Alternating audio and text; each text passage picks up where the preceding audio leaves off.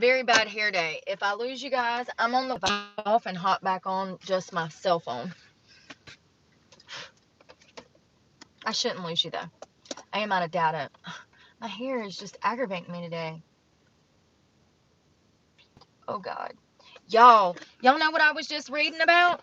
Y'all remember Kate Plus 8? The woman that had 8 children at one time? I think she had 8 kids at one time. I think she did. I don't know. Let's see here. Kate Plus 8. I got a new search engine today. Let's see. So apparently, 2 days ago, her son, who was one of the twins, how many was it? Well, obviously 8, but hold on. Did she have all 8 at once?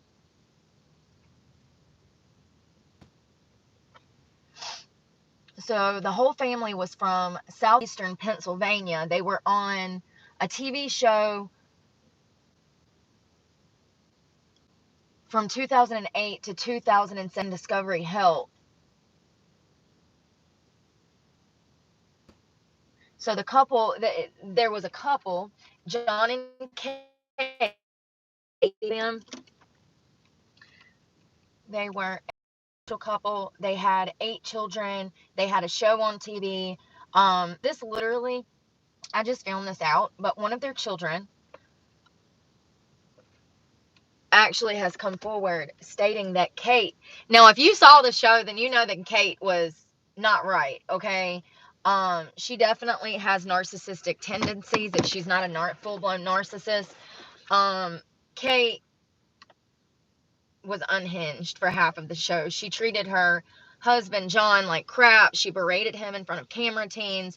They would be in their house filming, and Kate would be screaming at him in front of the kids. And like, y'all, I think that we can all agree that it was probably in the best interest for the children for them to get a divorce, which they did. And allegedly, Colin Goslin says that Kate zip tied his arms, his legs. She would lock him in the basement. She had kind of built a own separate part of the house for him and would isolate him. We're going to talk about that tomorrow. I want to thoroughly investigate the history of Jon and Kate, because I know I already know that it was not a good environment for the children, but I want to know more about this. And I never really watched the show. I've seen it in passing, but like, yeah, even in passing, I could tell that something was not right in that home, and I could tell that the problem was Kate. So we're going to talk about that tomorrow. But apparently,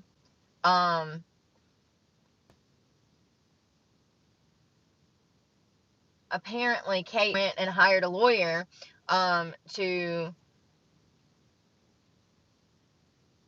address these allegations that her son was making. And of course, she says that she never meant to intentionally harm her kids. We're going to talk about that tomorrow. I just want you to know that that's something we're going to talk about tomorrow, but I want to do a thorough investigation of that, because it's not surprising. I mean, she would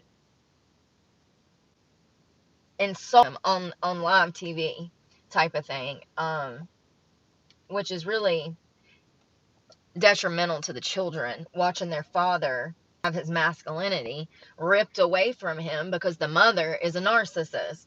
And I still didn't find out if they had all them youngins at once. That was the whole reason we went there.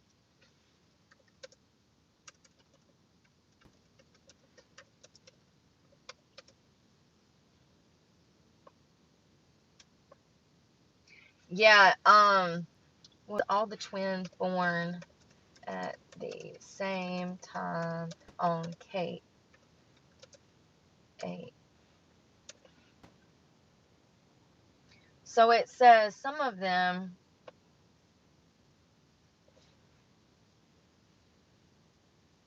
oh, I see a picture of them now. Yeah, they're different ages, and it says they first become parents in October of 2000 with twin girls, Mandy and Cara, 23 now. 4 years later, they expanded their household with the arrival of 6 sextuplets. Alexis, Hannah, Aiden, Colin, Leah, and Joel. Jesus Christ. Talk about a football team. All right. So, yeah, we'll talk about that more tomorrow. I definitely want to watch everything that I can on what he has to say, because he's been given on TV live interviews explaining to the public that his mother was not only cruel, that she should be in jail. And if what he is alleging is true, I agree.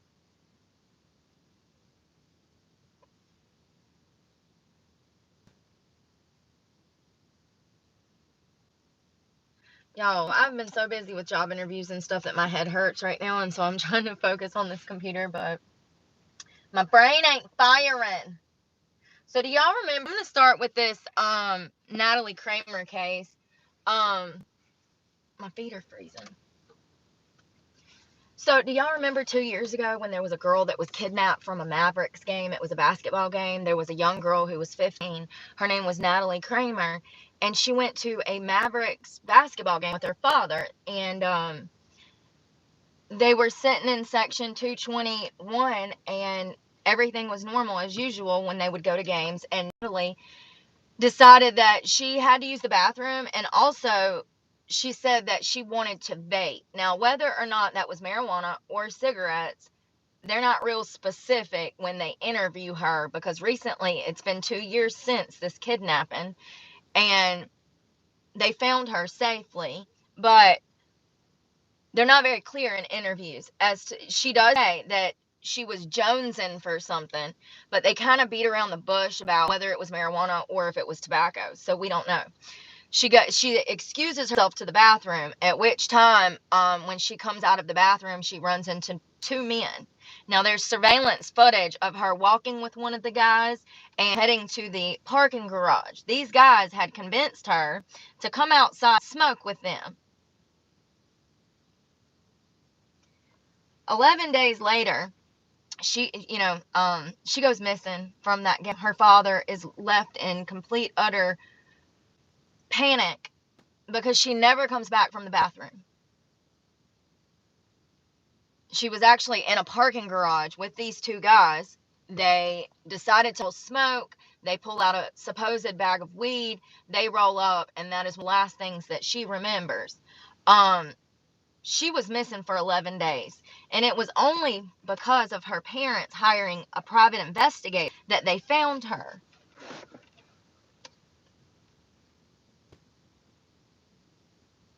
When they found her, these were some of the people that she was with. Do any of these people look we need to be around a 15-year-old child? Now, this is coming from my usual favorite place, Reddit. Teen girl trafficked from Mavericks game found 10 days later. It was actually 11 days later, and this is out of Ohio, and 8 people were arrested that were involved in this. The 2 men that she initially left with would end up taking her elsewhere to a hotel, where she openly admits that the reason that she did not try to leave or call home is because she was chasing a drug high. And I wholeheartedly believe that didn't have parents who loved her and wouldn't have hired that private investigator, that this girl still to this day mixed up in prostitution. She's been very open that they were giving her drugs, and she was taking all the drugs that they were giving her. Now, do I think it's just marijuana? Absolutely not. Do I think that there was hard drug use involved? Absolutely. Is she going to tell her parents that? No. Can they say that on national TV? Not nowadays. They're not gonna. Everything's so damn censored. They don't want you to know, you know, what's going on out here. So she actually, what ended up happening,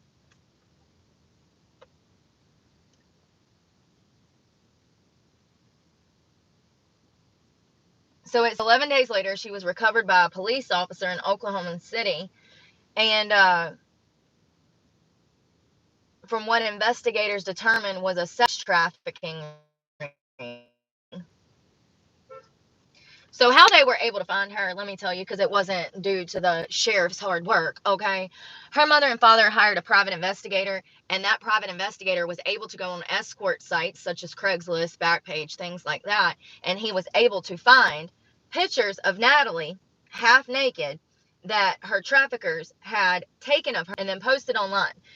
She was brutalized multiple times in that parking garage, but not only that, once they made it to a hotel and they got her isolated, um, they were selling her online. And, you know, it says she admits that she struggles with anxiety and coped with that anxiety with marijuana and alcohol.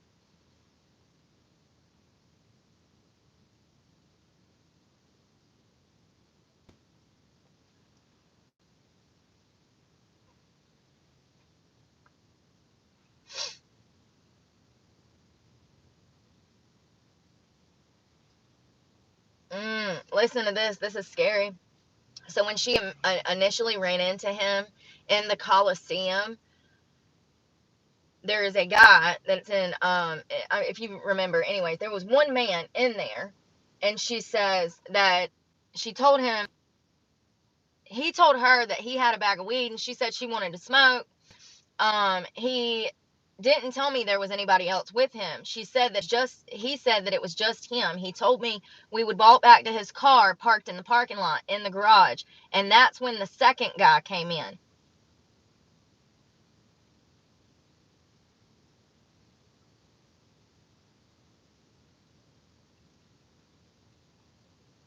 She was held in North Texas for multiple days before being taken to Oklahoma and handed off to another group of people.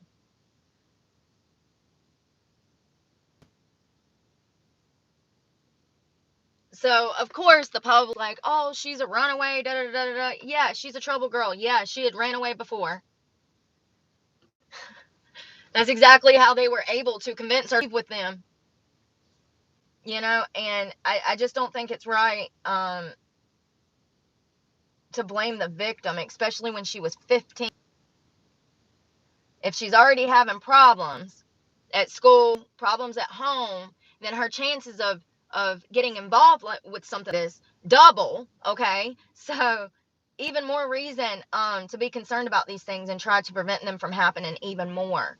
She definitely was not in a great place in her life, but that does not mean that she deserves to be kidnapped and sex trafficked.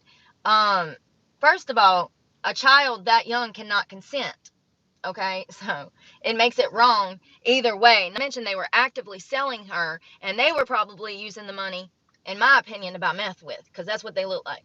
Okay, it has a specific look, and that's just my opinion. I think that those people were heavily involved in meth, but the only reason they found her was because of that PI, and in the process, they were able to bust these people and shut down a whole ring because of it. It seems like there was 8 people involved in this. In the 11 days it took to find her, Natalie parents were referred to a private investigator who specializes in these types of cases. Within minutes, he was able to find an online sex ads featuring pictures of Natalie and trace them to Oklahoma. So this guy was literally hired 10 days after. Uh, yeah. And this guy was able to find her in a few hours. Tell me they don't care without telling me they don't care. Here's the thing though, she's doing really good now. She's working. She has her own place. She has fur babies. She seems to be a lot better than she was when she was 15. And she seems like she learned a lot from this situation.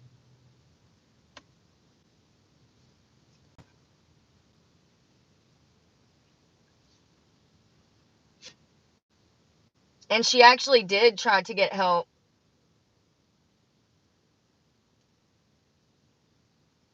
In Oklahoma City, she was in a situation where the guy had R-worded her. He was drugged up, and I thought he was overdosing. She went up to someone and said, hey, I was just R-worded about this guy. He's overdosing on drugs. I need help. And they told me that they couldn't help me. They didn't know how to help me. Natalie's family later sued the companies who own and manage the hotels that she was trafficked through. The suit, they filed detailed surveillance images of Natalie in the hallways of the hotel, clearly under the influence, with an adult men holding assault rifles. What? Talk about red flags.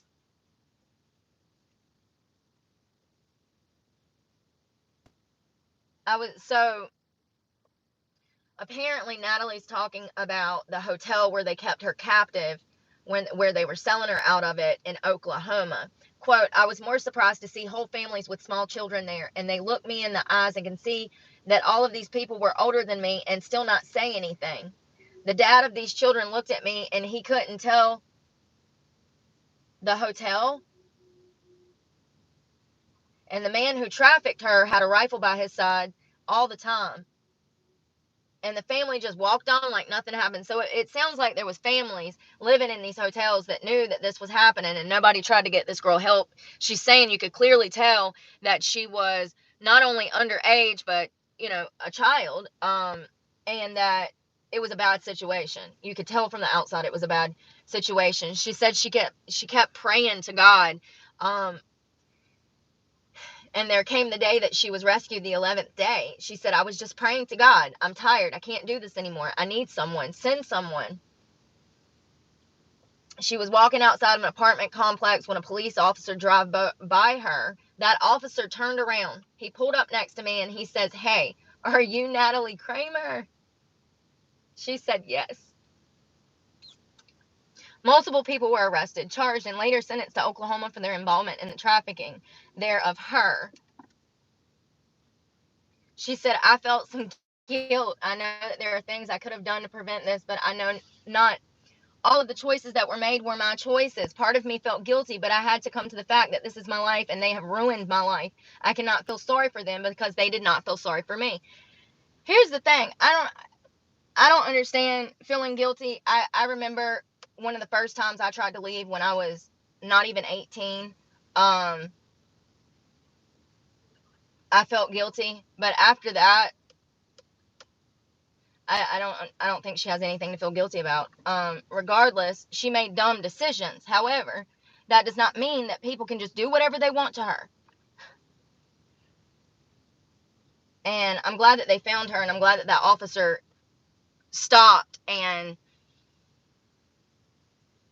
asked her. Here's the thing, though. I'm wondering if they were in that area looking for her, or if that was just a freak accident, him finding her. For some reason, I was under the impression that the private detective was how they were able to find her, but it sounds like it was just some random officer. So sad. So she's doing really well now, and I'll show you a picture of her. Where's my other phone? Seems like she has a wonderful relationship with her parents now. This was her and the guy, and something that really stuck out to me is how some might, like the younger crowd would say he looks cool, like he's got the sneakers and the fitted hoodie, and he's like, you know what I mean? Not everybody that looks like that is good people, okay? Just because they look cool does not mean that they're cool. It can be quite the opposite. Something that this girl reminds me of somebody that I knew once. This is her, Natalie.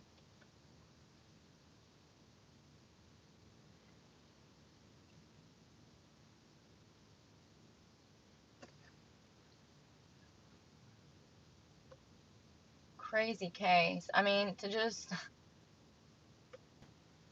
lose your child at a game like that. Oh my God, yo. So I'm praying for Natalie, and something else. Like I said, just because you made poor decisions does not mean that anybody has the right to do that. And also, she's openly admitted that the drugs were keeping her there. So I think that it's important to remember that traffickers do that to control and victimize. They do that. They get people strung out on drugs intentionally just to be able to get them to do things that they wouldn't do sober. So I think that it's important for young people to know that not everybody you meet is your friend. There are people out here that will absolutely play you like a freaking fiddle. And not all people are bad, but still you gotta play your cards right. So you need to have your guard up with everybody you meet out there in the free world. Speaking of which, let me make sure my doors are locked. You got to have that guard up, okay? Because you have to protect yourself. And anybody that has access to you, if they're evil and they're vile and they want to use you, getting to know you, breaking past that barrier, once they do that, some people can have complete control over your life.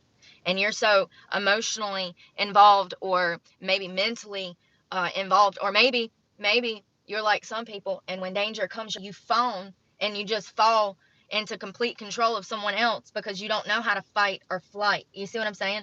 So it's important to be careful when you're dealing with people, especially people that you do not know. And as far as people you do know, hell, honey, so it'd be your own people that'll stab you in the back. So be careful with them, even family. That hurts 10 times worse, too, when it's somebody that's very close to you and they betray you. It's like, damn, it ain't supposed to be like that. And it's not. Your friends, I'm sorry, your family are supposed to protect you, guide you, teach you. I want to talk about something that I found interesting, that NPR, y'all all know that I used to love them and I despise them now. NPR posted something today, and it says schools are putting vape detectors in bathrooms.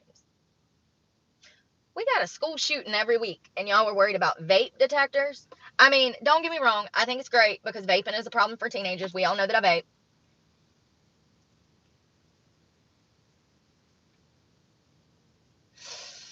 I know it's bad, but it's better than cigarettes.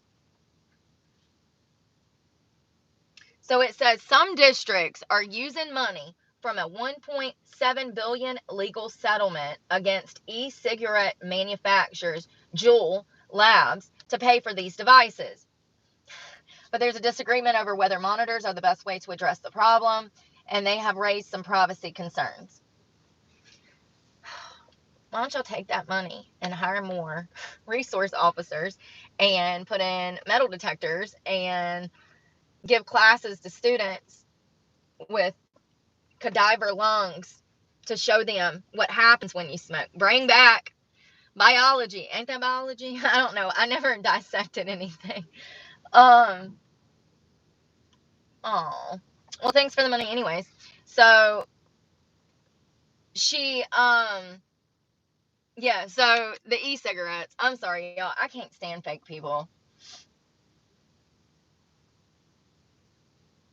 You know, a lot of people take responsibility for their actions, and it's still not enough for society. Natalie went on national TV and she took responsibility for her actions. Not only that, she's a victim of sex trafficking. Do you know how much shame and guilt comes with that? And instead of not helping anyone, she put her guilt and shame front and center in order to warn young girls about the potential of fake friends trafficking you, about the potential of random people being able to have access to you under false pretenses. She more than took responsibility for her actions, and she has never acted innocent. So the money. We have children out here dying left and right. We have educators that are brainwashing them with propaganda, and they're worried about e-cigarettes. I think that it would be important to have classes like home economics, biology, where they are actually learning hands-on. Bring back sewing. Bring back embroidery. I sound so old. But I took a sewing class. I took a home economics class. That stuff saved me. That stuff saved me. You know what I mean? I've learned so much from those classes. I already knew how to cook before home economics, but still, I learned a lot of things that I use in my daily life. Those hands-on learning experiences teach you common sense.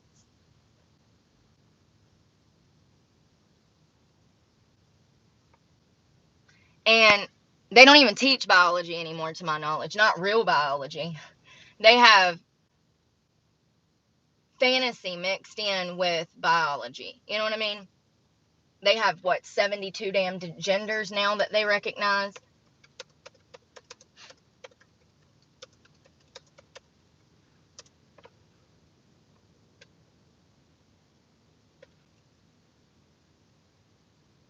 '72. This is what they're teaching kids in school, not the serious health risk of what your lungs are going to look like if you smoke cigarettes, and that includes e-cigarettes. This stuff, it doesn't matter if it's electronic, if it's whatever, you know what I mean? It doesn't matter if it's an e-cigarette or if it's actual smoke and flame going into your lung. It's still horrible for you. It still has serious health risks, and I think that they should teach that above all.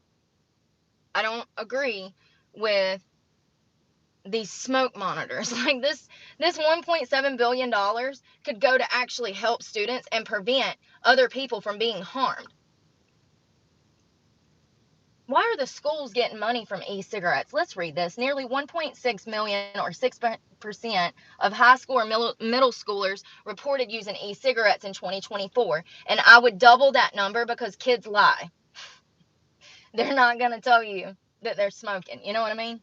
Compared to so it said 6% report using e-cigarettes in 24 compared to 2.13 million, or 7.7% the previous year, according to the National Youth Tobacco Survey. So it's saying that dropped a little in that 1 year.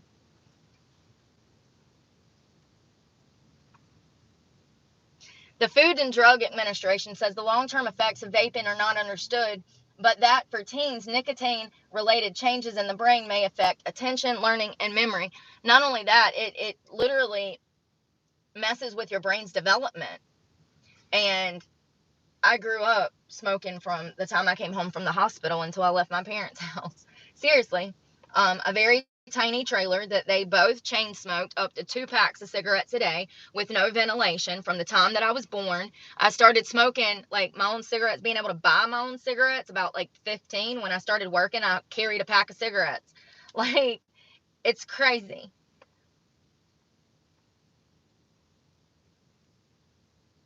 So it says in 22, Juul settled some 5,000 lawsuits from states, counties, and school districts. Can I stop for a second? First of all,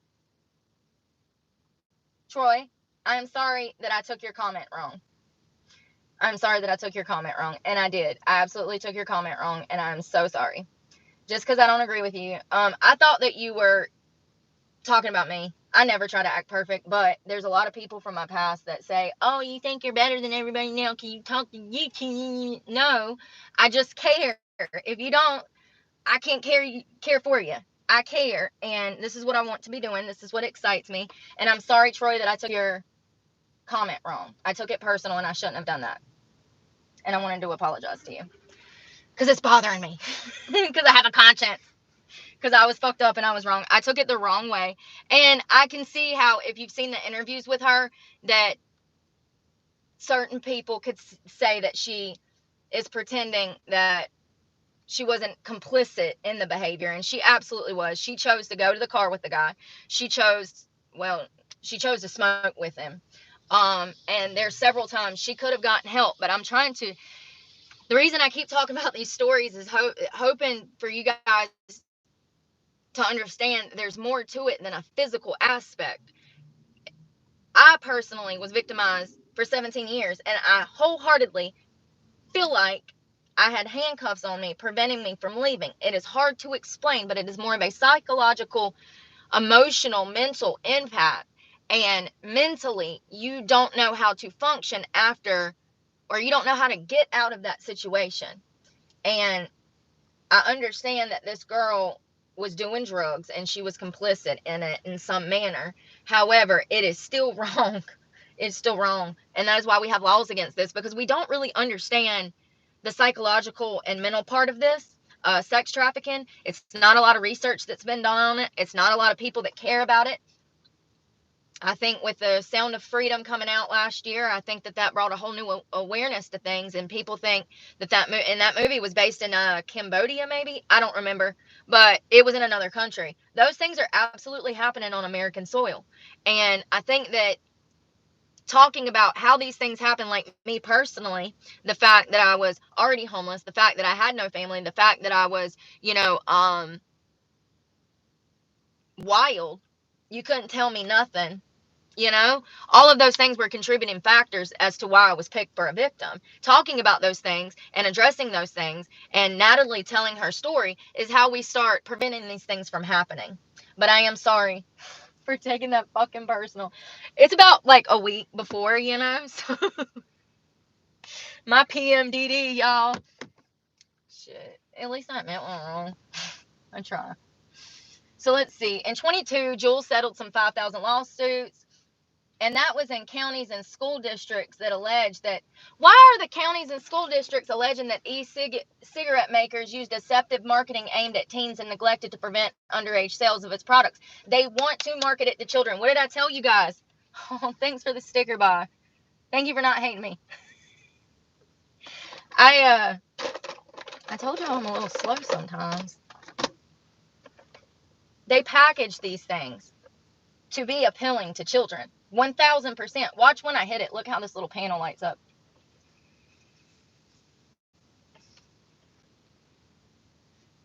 Watch, it'll have a little device that comes up. They're packaging this stuff. They make them, you know, like I said, I like the flavor of tobacco. This is a 5%. It tastes like tobacco. This is supposed to be tobacco. However, it is very sweet. It tastes like a dessert. Like I took a bite of a piece of cake. And that is how I know that they are marketing it for kids. I know it without a doubt. Well, in my opinion, I'm not allowed to say that, right? Well, apparently these lawsuits speak for themselves because it says counties and schools allege that the e-cigarette maker used deceptive marketing aimed at teens and neglected to prevent underage sales of its products. Additional suits have been filed since then. Some have been settled. Money from those settlements have been used by schools in Spokane, Washington, and Orlando, Florida, to install vape detectors. I just don't agree with that. I think they should have used the money for something else. If it's that big of a problem, y'all need to get some damn lungs from the damn science people institute and start doing live demonstrations of, what is it called? I can't even think sometimes. Dissection. Yeah. Get them to dissect some damn lung cancer patient lungs. And, you know, maybe just once so they're not too traumatized. We'll be like, we did this in 2024, but we haven't had to do it since because of the video. Just film it one good time and make all of them watch it. You know, they don't do that. They don't teach them anything like that. They don't teach them anything like that. They're not showing them educational videos. They're not, you know, reading To Kill a Mockingbird anymore. Okay? They're reading novels where Timmy wants to screw everybody in town, male or female, or one of the 72 genders. I mean, it's crazy. The vape detectors, which resemble home smoke detectors and cost about $1,000 each. There we go. There we go. $1,000 each. Send an email or a text message to the school officials every time vape smoke is detected, including cannabinoids, THC, or CBD. They also detect loud noises that might indicate a fight that has broken out and can signal staff if someone tampers with them. Okay, so the whole fight, well, if they can detect a fight, then they're going to be listening to conversations. Isn't that a privacy issue? Hold on. Vape detectors are often integrated with security cameras in halls and other public areas, so if a staff member can't respond immediately, they might be able to identify a student who has been vaping. The Lincoln Public School District in Nebraska received about $1 million from a Juul settlement, and is using the money to install vape detectors in its high school and eventually in the middle school. As part of the pilot program launched last year, the district plans to put devices in restrooms and locker rooms at Lincoln East High School. It didn't take long for vaping violations to decrease. I mean, I have no doubt that it's going to stop them from vaping, but I just don't feel like we should be spending $1,000 on a damn unit for every bathroom in the damn school. And is that really going to take $1.7 billion? Like, I thought they were only $1,000 in each. Are we gonna put one in every single school bathroom? In the first week of activation at Lincoln High School in October of 23, school officials received nearly 100 vaping alerts. By Christmas break, that number had dropped to just 4. So it is a deterrent.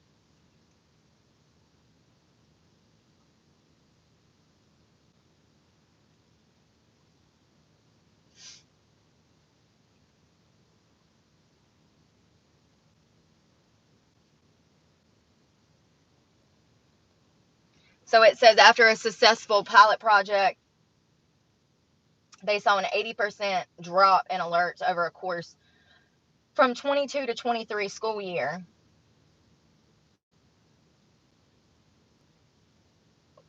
I mean, I think it's a great idea. It's part of, they say that the American Lung Association oversees its organization's Free Vape Schools initiative, a program focused on education and tries to help students quit. Excuse me. My stomach hurts and everything. This is what I don't like.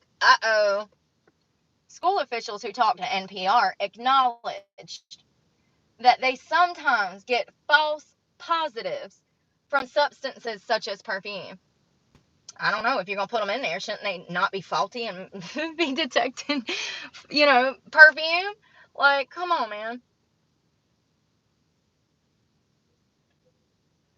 So the system maker says that the system is a 93% accurate, that false positives are rare. That's still a 7%, dude. Y'all sound like the people that are running the prison system, the justice system. Well, only 8 to 10% of people who are actually innocent go to jail. Only 8 or 10%. Like, come on, man. That could mean a kid's future. Like, you get suspended. That is on your, it could be on your school record. Like, so it says the coalition helps to tap some of Suffolk County 8.8 million share of the Juul settlement to expand to other schools. I don't know. I mean, I'm just saying that 8.8 million, that's a lot of damn money. They could probably put those detectors in every bathroom and buy metal detectors and renovate a couple of schools. That's a lot of money. Like, where does this money go? Because we never see receipts for anything, and it never makes sense. Like our North Carolina, we have a lottery here where people can pay into the lottery. That money is supposed to go to the education system. It does not. Every year, like clockwork, educators are taking in donations for their students because teachers don't make anything, and not enough. But they take in donations so that they have supplies for the year. That should not be even happening. No student should ever go to school hungry. No student should be ever, at school hungry. Educators need to be paid. Educators need to be sane.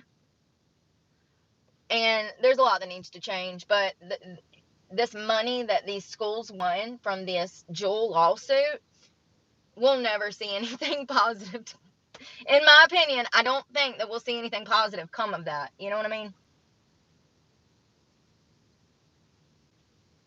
I'm going to talk about these news stories, and the reason I want to get the news stories out of the way is because they're kind of quicker. At the end, I want to talk about the sugar and diet and the different surgeries that you can get for weight loss.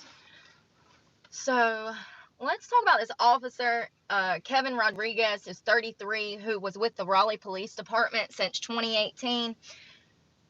He was busted selling cocaine out of his patrol car.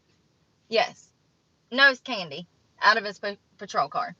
So it never ceases to amaze me just when you think that they can't get more stupid.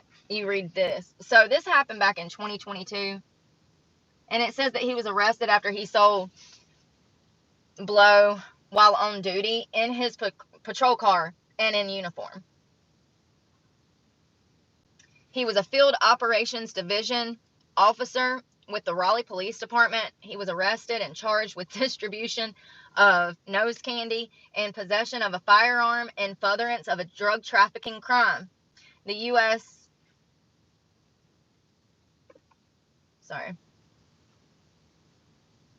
He's been with the department since July of 2018. In November of 21, two independent confidential sources told investigators that Rodriguez was a police officer who was distributing narcotics, and this prompted an investigation. So apparently the confidential source arranged to meet with Rodriguez at a abandoned car dealership to buy some nose blow. And oh wow, a big amount too. It says he arrived to the meeting to meet this guy to sell drugs in his patrol car. He was wearing his uniform and carrying his duty firearm. After the confidential informant handed over $2,600 in cash, Rodriguez gave the suspect drugs, or gave them the suspected drugs. The drugs were tested and confirmed to be 58 grams of cocaine. Oh God. The confidential informant and their vehicle were outfitted with electronic audio and voice recording and video recording equipment. So this dumbass did it all on camera in his uniform.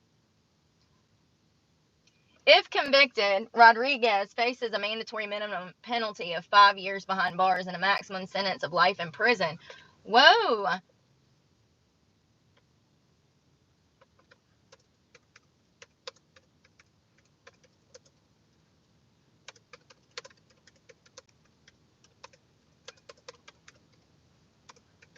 I wonder if he was sentenced.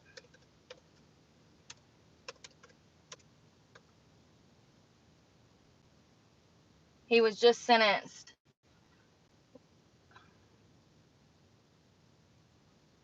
That's weird. That's an old article, though. So he pled guilty to drug trafficking and firearms charges on March 13th last year. Oh, God. What the fuck, dude? He also pled guilty to possession of contraband after officials found smoking paraphernalia in his jail cell. He's in jail smoking dope. You cannot make this stuff up. How? Like, y'all, I mean, I know how the officers bring stuff in, but, and also inmates be suitcasing before jail, baby. Listen, this is crazy. I got to know how much time this son of a biscuit got.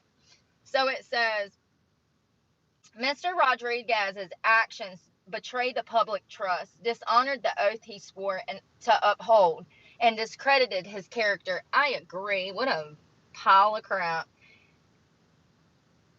Possession of contraband, that should be a misdemeanor if I'm not mistaken, but I don't know. Well, why didn't they charge him with a drug charge? Because if it's even got a little bit of residue in there, they can charge you with a drug charge. So if you have a crack pipe and there's a crack rock in it, they can charge you with possession of crack. You see what I'm saying? And even if it's just the residue, if they want to be petty, it might not stick, but they'll make you think it will. And I'm wondering if in jail, like, yeah, it's paraphernalia, but in jail it's a whole different circumstances. So I don't know, y'all. He faces at least, so he ended up pleading guilty to the firearm, and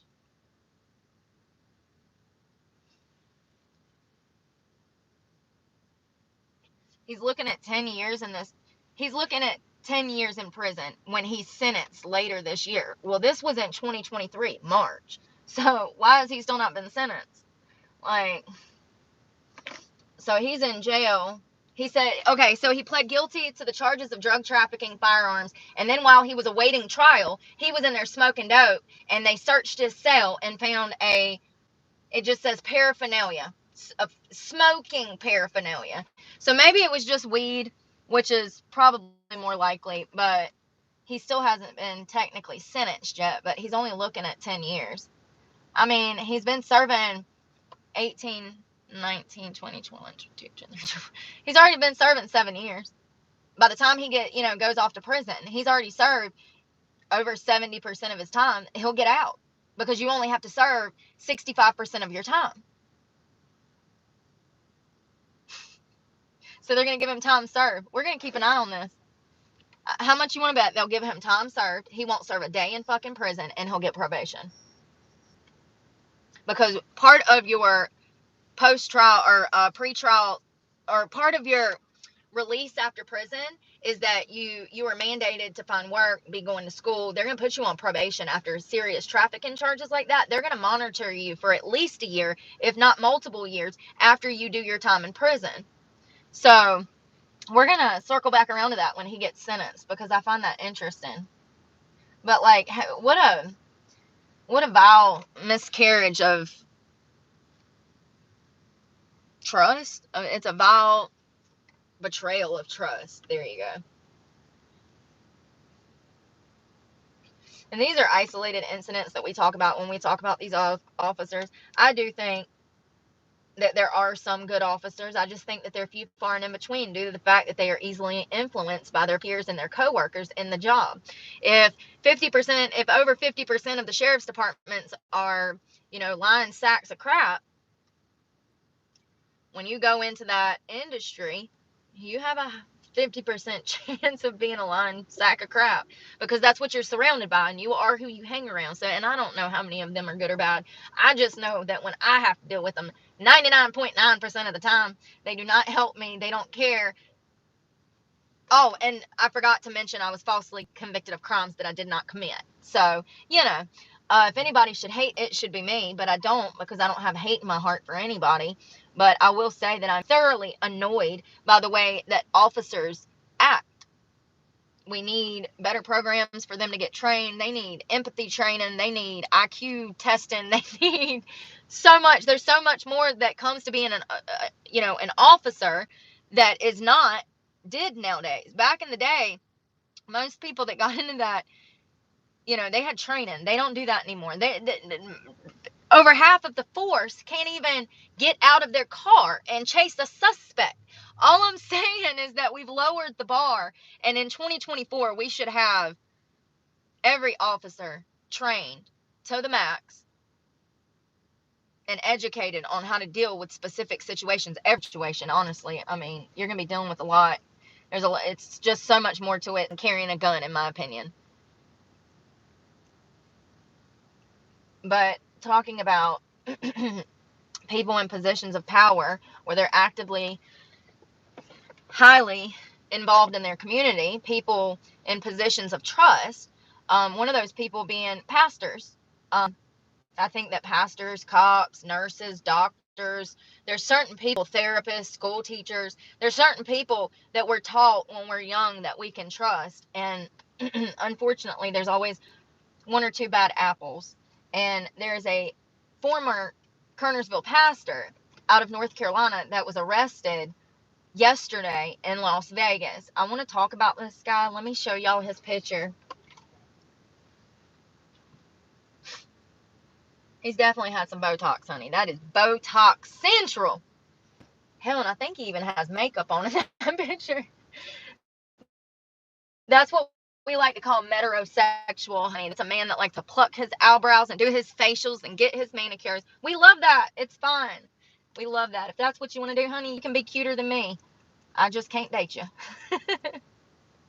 So it says a former Kernersville pastor and rock and roll musician was arrested in Las Vegas after gun charges and drugs were found in his hotel room. Now, apparently, this is saying that in last month, but it was written yesterday. So going back to what I was saying, why does it take them so long to give us the damn news? And why, when they give us the news, is it not the news? They don't tell us anything that we need to know. David McGee, 61, was arrested August 20th at the Strat Hotel and Casino and Tower. Detectives went to the hotel after McGee reported a piece of property missing. According to the documents, officers asked McGee if he had any weapons in the room, and he told them that he had a stash a gun stashed in his guitar case. Police found an AR-15 rifle with a scope. They also found suspected fentanyl pills and powder. Fentanyl is a synthetic opioid that can be 50 to 100 times more potent than morphine, and just a few grains can potentially kill a person. McGee reported to the police that he had flown to Las Vegas from North Carolina on a private jet to find his missing daughter. Are we sure that that was fentanyl? Because he's sounding like he's doing the other stuff. Beth. McGee advised the detectives that he brought the fentanyl from North Carolina on his private jet to Las Vegas and paid approximately $1,000. McGee stated that he was a user of fentanyl and intended to distribute the fentanyl to his daughter when he locates her. What? So the hotel employees had actually warned him that guns were not allowed in the hotels days earlier when he brought his shotgun to his room.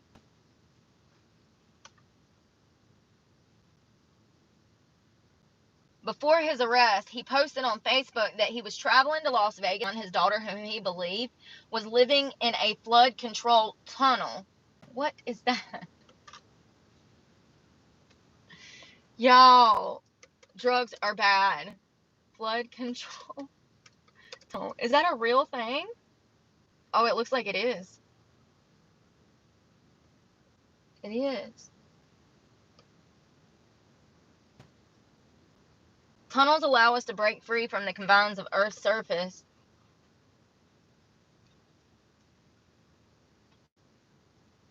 An underground floodway diverts excess flood or storm water from the surface into the tunnel facilities underground. So it's a funnel for flood water.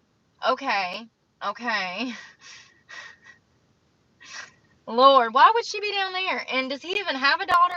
Y'all, I only read like part of this because I was busy. A Facebook post by McGee's wife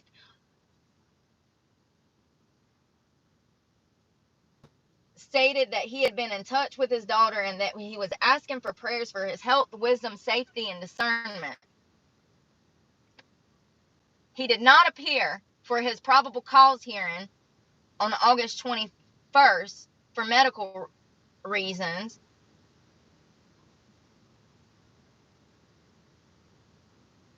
McGee was born 95% deaf and mute. After 9 different surgeries, he was no longer deaf and mute. McGee played guitar with numerous bands and numerous famous rock and roll and other music stars, including John Bon Jovi, Eddie Rabbitt, and Steve Winwood. After years of touring with bands, he went into ministry. In October of 2001, McGee started a home Bible study. In October of 2002, his growing church, The Bridge, moved to an 8,000 square foot building at Snowbridge Lane in Kernersville. Now, that's where Kernersville is, where I lived in that $1 million house. That's where my house was in Kernersville, or it's where it was. It was Kernersville. So this is like really close to where I used to live. It's in the same city. So it says he was a senior pastor at the Bridge Fellowship outside of Winston-Salem.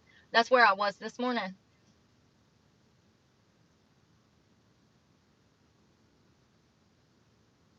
The building shuttered in 23, and the ministry continued online through the radio, blah, blah, blah. That's all we know. It doesn't say anything. Like, dude, it doesn't tell me anything. This is the news nowadays, though. I wonder why they're just telling this now. Why do they wait almost a while?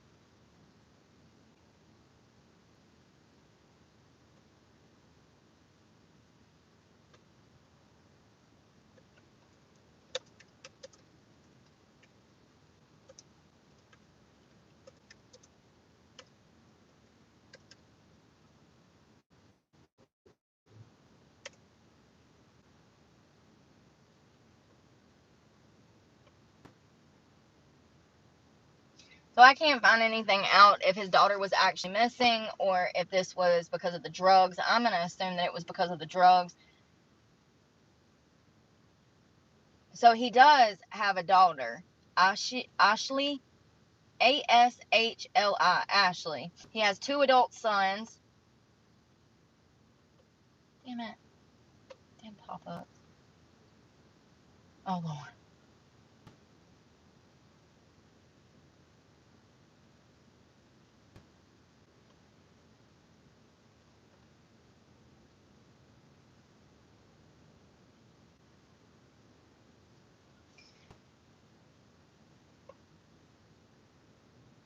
I wonder what he was planning to do with that gun. Do y'all remember the guy that shot up the hotel from the floor? It says,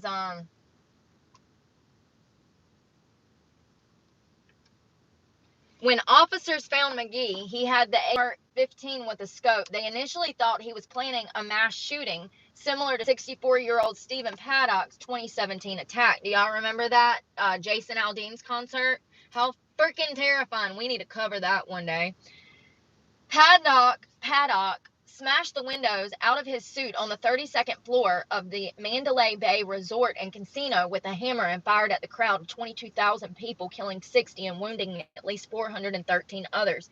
It was the largest mass shooting ever. I'm literally getting chill bumps because this is a case that I've studied on my own, and it is so eerie to me. He planned this. He took suitcase after suitcase after suitcase full of bullets and guns.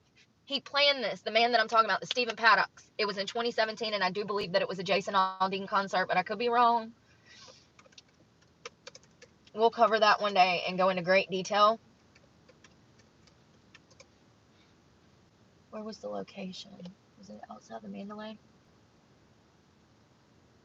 Yes, it was. Yeah, that was it.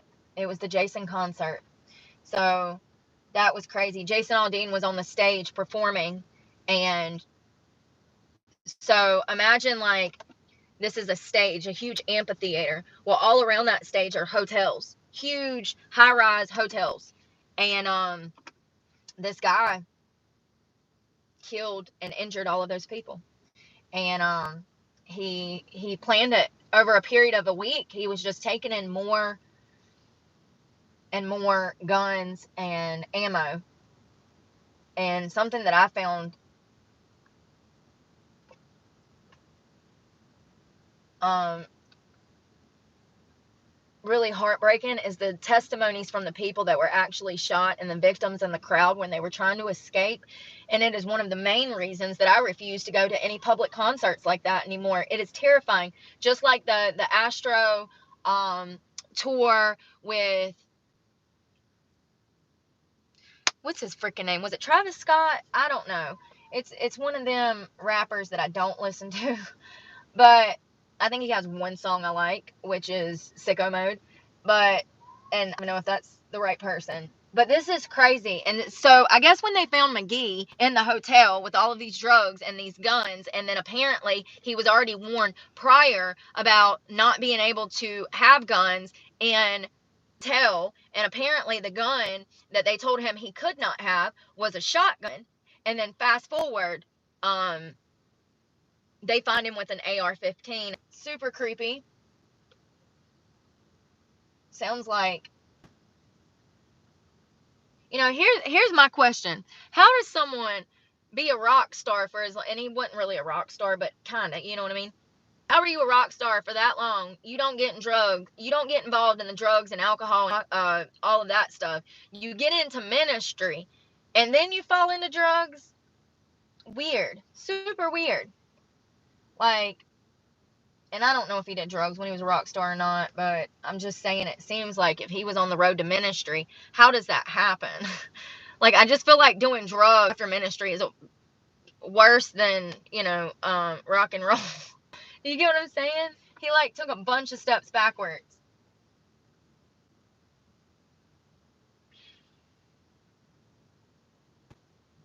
I didn't realize I had this many tabs up. No wonder my...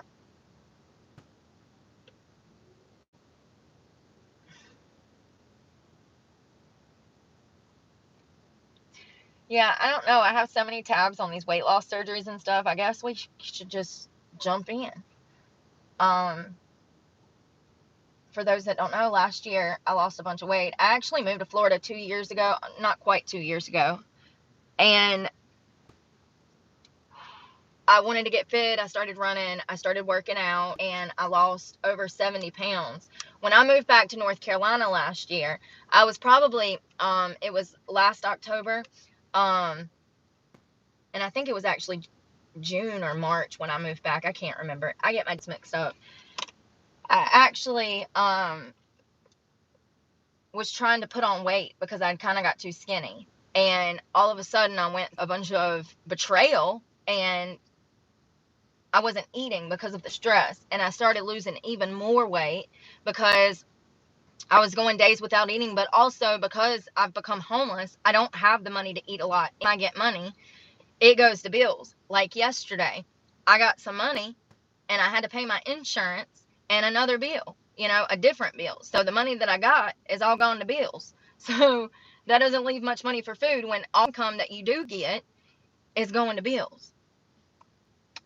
My gas bill every week, a few $100s, and that's on the low end. I have to fill up every other day, if not sometimes every day. It depends on where I'm going looking for interviews, where I'm going to my interviews, where I'm going looking for a job. It depends on if I have a doctor's appointment. It depends on where I'm at, what state I'm in. It depends on a lot. There's a lot of factors that go into living in a car. It's living in your car, and it's very complex when you're indigent. If you have money, it'll be fine. It'll be a breeze. But if you're already indigent, it is very hard. Very, very hard. Simple things such as laundry. How many days have I been needing to do laundry? I can't do laundry. I don't have laundry money, honey. I don't have laundry money. Um,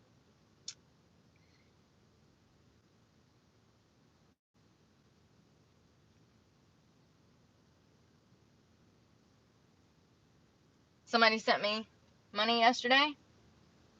That's where it went. Insurance, Starbucks, and also, hold on, sheets this morning. So you put that plus my insurance plus the $7 together, and it'll total $200 almost. That was it. That's what one of my regular Daniel. Thank you so much again. Like literally, y'all. Daniel just paid He's really helped me out. Okay, I wouldn't have had insurance last month or this month, and I really appreciate that because I've never not had insurance. So this is all new to me. I call my insurance like, hey, I've been with you guys for about 3.5 years now. I was wondering if y'all can not let me make this month's payment, but in December I can. Like, y'all, because for real, because even what money I get from YouTube is going to go to my truck. I owe them $1,400 right now, and my check is nowhere near $1,400. So, you know what I mean? And even if it was, I still have other bills. So my storage shed, my cell phone, my fitness, gas every day, food every day. I digress. Thank you again, Daniel, though. But yeah, due to the fact that I don't have a lot of money, I keep losing weight. When I become homeless, I was at $145. I'm at 127 now. So, and I don't want to be there. I want to be at like 137. So it's been a struggle for me to gain weight because of the extreme amount of stress that I'm under, but also caffeine. I think that it's important to highlight that you can use caffeine as a weight loss drug. Now, I would not recommend consuming more than like black tea if you are not used to caffeine. It is of years of caffeine abuse that I'm functioning, on a lot of caffeine. I think that my generation, we drink a lot of caffeine, energy drinks. It's the new craze. But some people, believe it or not, don't drink any caffeine. So if you're not caffeine, you need to start off slow with something that maybe has less than 30 milligrams of caffeine in it. I like to drink these. These are really good. They're low sugar. They do have dyes in them. Listen, we're not striving for perfection. Zero sugar, and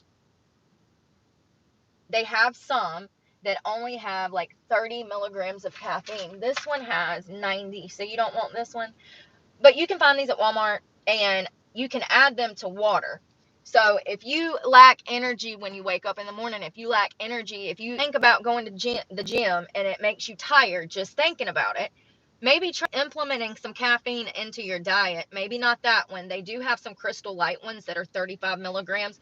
You squeeze it one time into a bottle of water, and that's a great way to start out. If you want to, if you're not used to caffeine and you need a pick-me-up, you can use caffeine to assist in your weight loss journey. Don't do what I do, though. Don't wake up, take 2 Excedrin, and then drink 2 of those bottles before 5 p.m. Please don't do what I do. Comes from years of self-abuse. So that's how I lost the weight, was stress. Like I said, I first lost a bunch of weight, and then I kind of fluctuate, and then I talk about these things openly. I tell y'all when I can't eat. Like yesterday, I couldn't eat. I was so stressed out that I couldn't eat, and not healthy. And it's probably some kind of underlying, like, it's probably some kind of eating disorder. It's not intentional. So I guess I don't consider it an eating disorder. It's more of a circumstances thing, But weight loss doesn't have to be difficult. It shouldn't stress you out. It should make you feel excited. And I want people to get excited about fitness, and the possibility of changing your life it should be exciting. It should be. There are different weight loss surgeries that I have seen that have helped some people. Some people they haven't helped. These surgeries can be dangerous. They can be life altering, not in a good way. But some of the surgeries that you can get for weight loss, and I just want to say that each one of these surgeries, there is a certain criteria that you have to meet in order to qualify for any of these surgeries. So these surgeries are extremely expensive, and they're not guaranteed to work if you're not putting in the hard work after the surgery itself. So it's imperative that if you qualify for a surgery like this and you're thinking about getting one, it's imperative that you are serious about your weight loss journey, because it's not going to be as simple as getting the surgery and then your body is you're gonna magically be who you envisioned when you thought you were getting the surgery, because we all have a vision in our head of who we want to look like, especially if you're dropping money like this. Along with these surgeries, you have to be dieting, exercising, and doing portion control. You also have to be eating a clean diet. I say dieting, and people are like, oh yeah, I diet. And I'm like, oh, what'd you eat for breakfast? And they're like, a Hot Pocket. I'm like, that's not dieting. Yeah, but normally I would have 2, and then I do this, and I'm like, but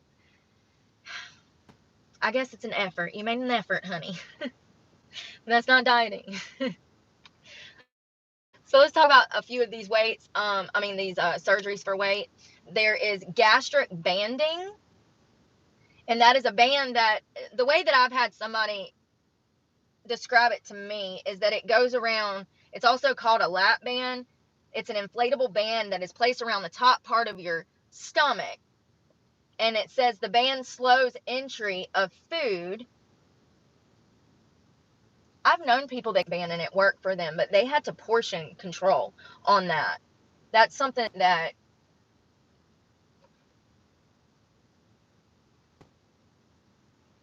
hold on one second.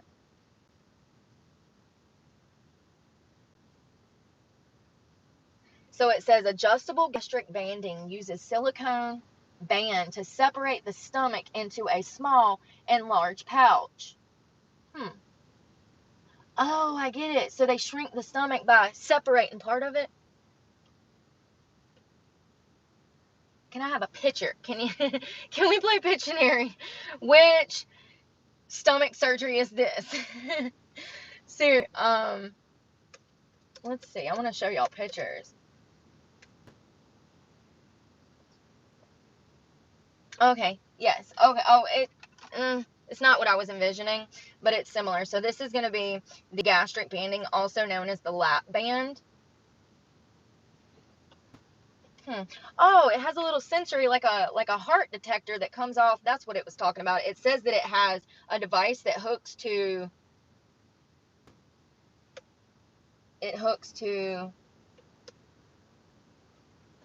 the abdominal wall. Okay, it says a port attached to the abdominal wall. Now I get it. Now I get what they were saying, because I had Pictionary over here. So that is one of them. This bariatric surgery, I can't never say that right.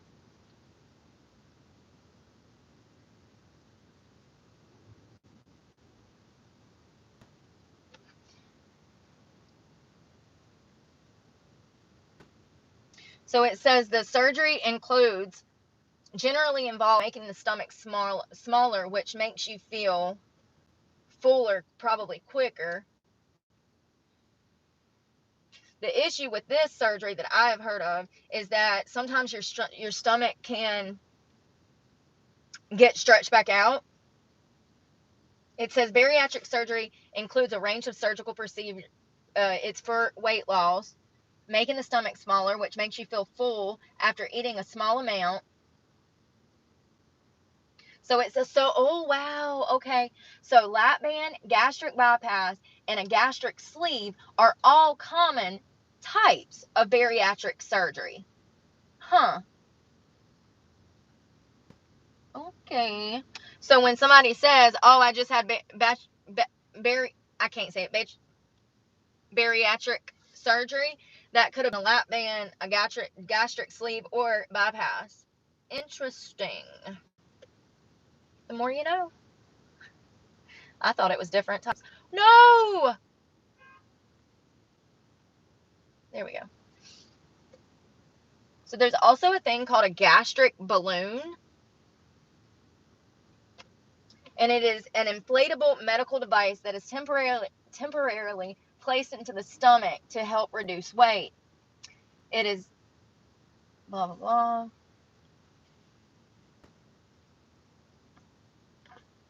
There's so many of them, y'all. 15. The surgery like the gastric balloon and stomach pump surgeries are often not recommended to bariatric patients. The risks are quite high. Speaking of risk, all of these surgeries are very, very dangerous.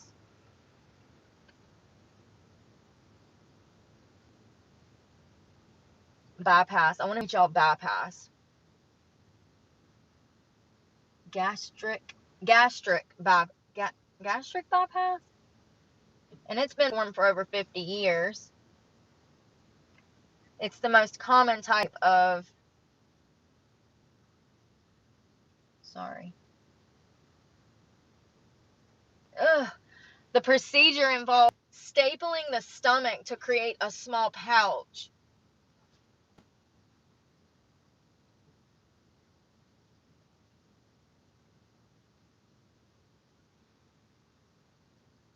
So it said there are several types of gastric bypass procedures. All of them bypass the small intestine, and some of them reduce the stomach size.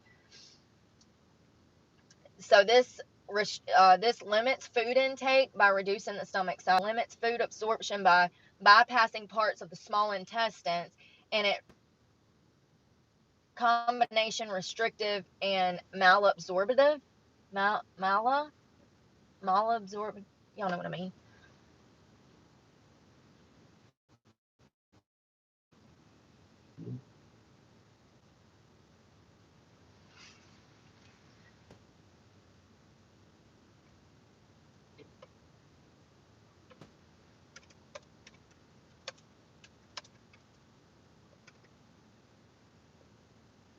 Oh, talking about the girl.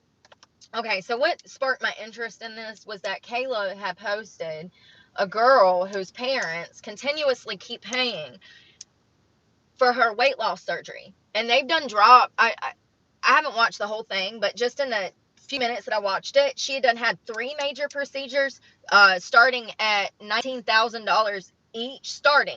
So one of them was 19 grand, and they didn't tell us the price of the other two, but they were around the same price. So if there was 3 of them, that would be close to 6 grand that these parents have dished out on this brat. And I say brat because she's on Caleb's show. So, you know, the common theme with her was, yeah, my mom paid for that. My mom paid for that. Yeah, my mom's going to pay for that. Every 5 seconds, this girl was saying, yes, my mother is an enabler. Yes, I'm in a codependent relationship with my mother. Yes, I need help. You know? Because, I mean, let me tell you how I know she's ungrateful. Because her parents paid for her surgery and she did not put in the hard work to keep her body looking the way that she wanted to. She ruined her body, and then she went back to mama and daddy and said, can we do it again? And then instead of the second go around doing the right things, dieting, exercising, being on time for herself and showing up for herself, she let herself gain all the weight back again. And then she did it all over. And that shows me that she does not respect anything that her parents have done for her, nor herself. And this is, in fact, at this point, her parents are literally putting her in danger. These surgeries are not, you know, apparently they're enough. In my opinion, I think that diet and exercise it's going to take longer, but you gain so much more than just doing this. Like, now, there's certain medical reasons that people would have to do this. I understand. But I'm talking to 22-year-old Stephanie over here that's already weighing 300 pounds at 22. You can do it. You can do it. You can lose the weight, and you don't need to have one of these surgeries that could cause you more problems later in life. And matter of fact, doing it the third way is going to teach you so much more than doing it the easy way. You're going to have a whole night for yourself, in my opinion, that you can only really have if you bust your ass, but pound by pound. Now, I'm not discrediting people that lose weight through these surgeries. I think that it's been obviously successful enough for some people that they've saw the benefits of these surgeries. Those are the people that are actually also dieting and exercising. So that's why they reap the benefits, because they're putting in the hard work. Let's talk about some of the risks, and then I'm going to tell you how much these surgeries start at. It says bariatric surgery has several risks and complications, including bleeding and infection can occur at the site where the stomach or the small intestines is stapled or sewn together. Blood clots can form after surgery due to changes in the blood flow and clotting. A leak, this is a common one that I've heard of. This is so common. A leak can occur from the anastomosis. It's a part of the body where the intestine is connected to the gastric pouch. This can cause bleeding and infection and can be life-threatening. I've heard of people getting infections in their intestines and stuff. Some people experience low blood sugar, hypoglycemia after surgery. Well, that's probably because Susan over here used to eat 5,000 calories a day. Now, Susan doesn't have the stomach to intake 5,000 calories a day. Susan only has the stomach to eat 2 spoonfuls of yogurt per day. And now Susan's blood sugar is low. I can only assume, you know, that definitely doesn't help. If your body is used to high amounts of sugar, and we're going to talk about sugar, this is going to feed into sugar in a second. But if you're having high amounts of sugar, and then all of a sudden you're not, you're definitely going to be lightheaded for a little while. Like, I get lightheaded because I don't eat very often, but also when I eat high amounts of sugar and then I go without sugar, I notice that I'm like lacking in energy. The fake sugar does give you energy, and if you're doing it on a daily basis, your body is relying on that for energy in some way. Let's see.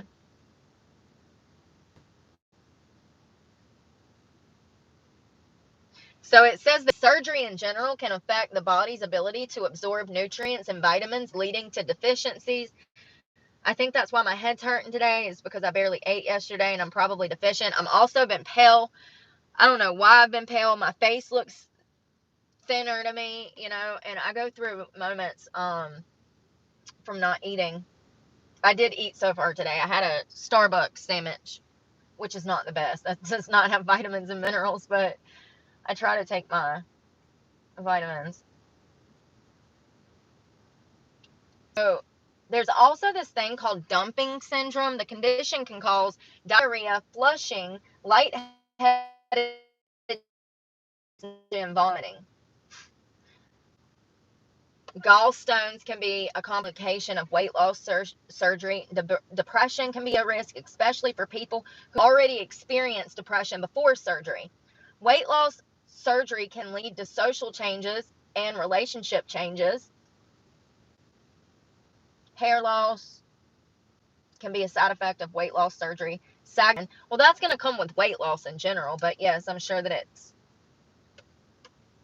the faster you lose the weight, the more potential you have of sagging skin. So when you're losing it this quick, I'm sure that the side effect is worse. It says here that women may become more fertile after surgery, but it says that it's recommended to wait 12 to 18 months before becoming pregnant after one of these surgeries. I would just be very, very, very careful. It's definitely the type of thing that you need to do here in the States. Do not be flying to Mexico to have one of these damn surgeries. Okay? You don't need to be doing that anyways for anything. But, unless it's like Colombia, I think they do have safe. We need to Google that. We need to figure out where's safe to go to have surgery and where's not. Okay? Because there is some countries, there's some of the best countries to get plastic surgery on earth. And then there's other countries that will put you under anesthesia and harvest your organs. So we definitely should look into that. That might be useful for some of the ladies that are thinking about plastic surgery down the road.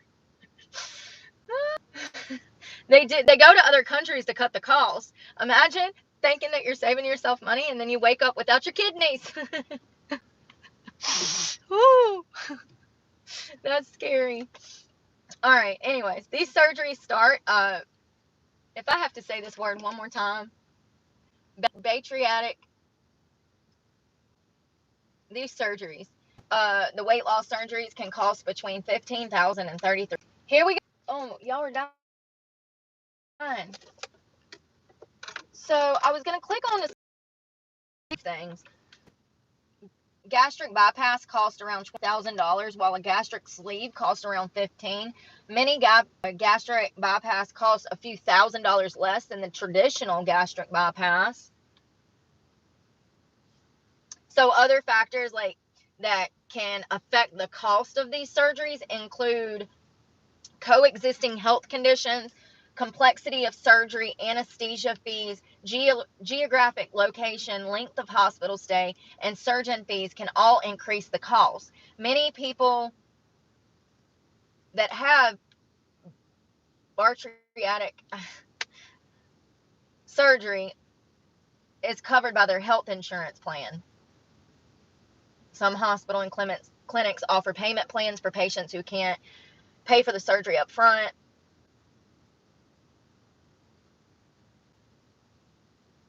I want to know the success rate.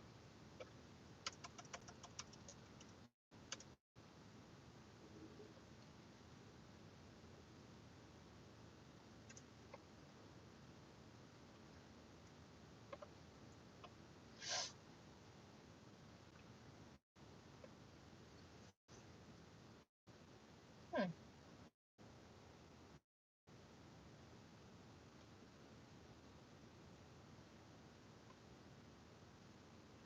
So, hold on one second. We'll circle back to the success rate in just a second.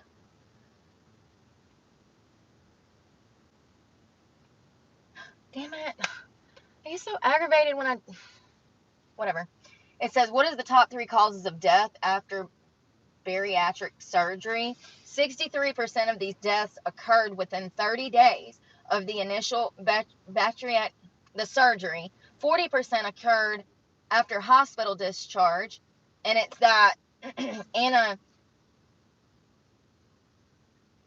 anastomonic leak was the most common underlying cause of death. 36% of deaths, followed by a pulmonary embolism, 12%, cardiac arrest, 9%.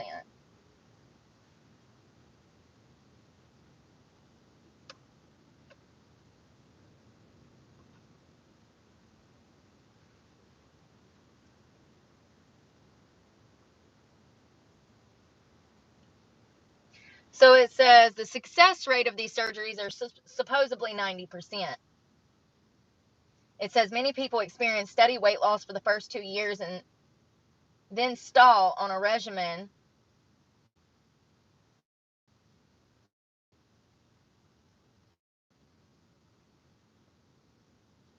or regain some of the weight back after that. Usually the weight regain is less than 25%.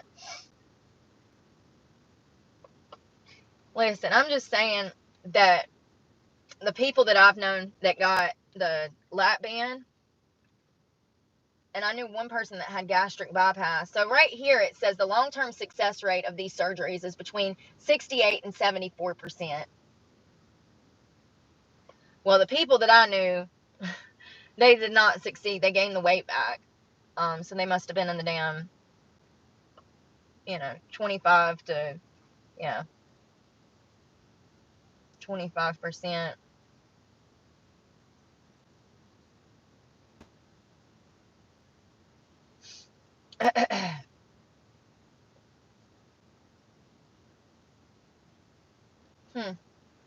Very interesting stuff. I just want people to know that if you get one of those, though, you have to.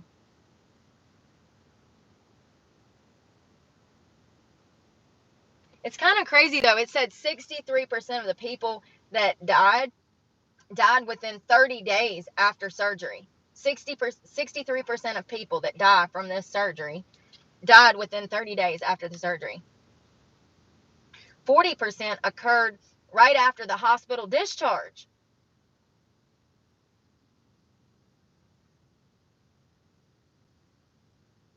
And the most underlying cause of death is this. I can't say it. And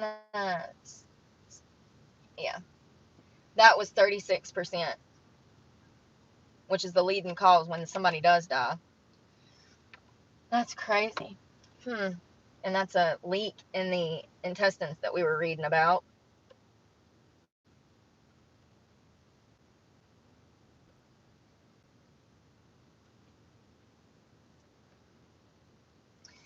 Yeah, and there's a lot of risks that come with that, but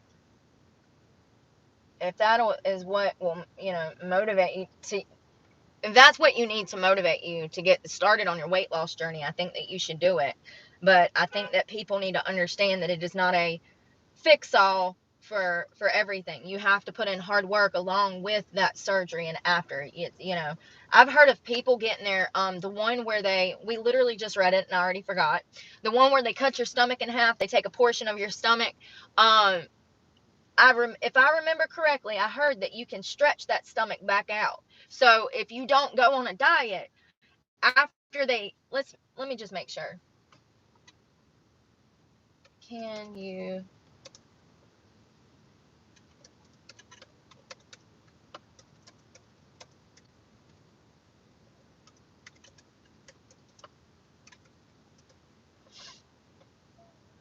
Yes, your stomach can stretch after gastric sleeve surgery. So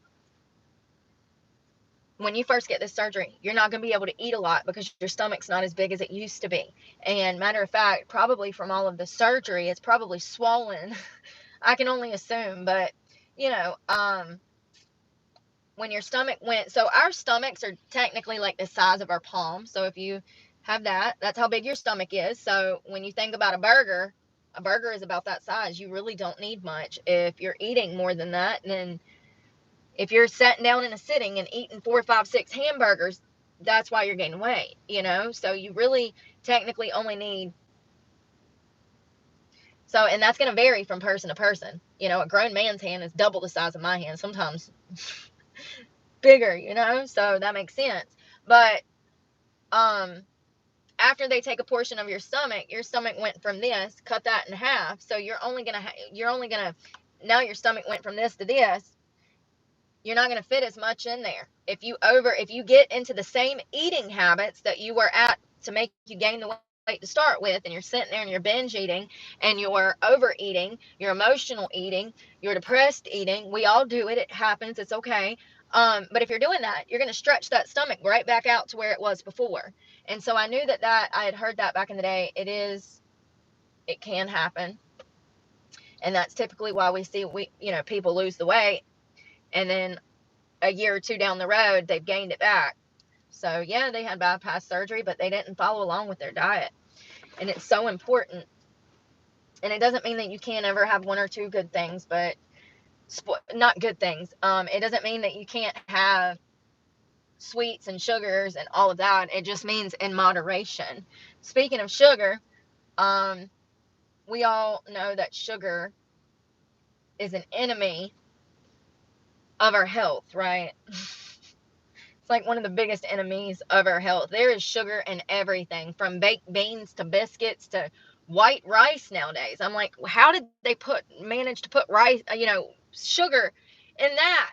Surprise, surprise, full of sugar. One of the items that I'm talking about is baked beans. Bush's baked beans. I love me some baked beans, but they're full of sugar. Recently, Bush's made a sugar-free original baked bean recipe, and they taste almost identical. You can't tell the difference. They're just as good as the ones with a ton of sugar. So the food that we are getting can absolutely be made better, but this is sugar has become embedded in modern food and beverages. This has led to overconsumption of sugar in children, adolescents, and adults, with more than 60 countries consuming more than 4 times the WHO recommendations. Now, we learned about the World Health Organization a few weeks ago. They are a diet and nutrition. I mean, they tell us what is healthy to eat and what is not healthy to eat. The World Health Organization has multiple. Y'all, let me just read you a summary, because my freaking.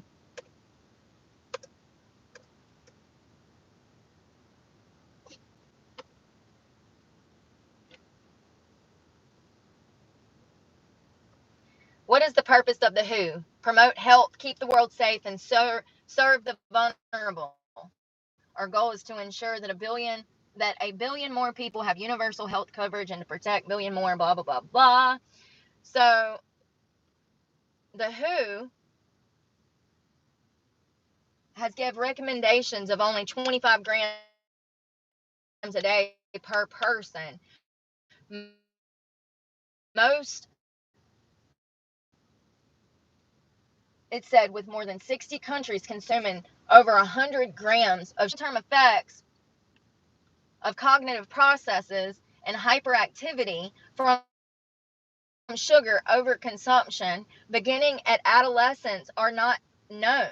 Using a well-validated mouse model of sugar consumption, we found that long-term sugar consumption at a level that significantly puts on weight, adds weight gain, elicits an abnormal hypochliomotor. Oh my God.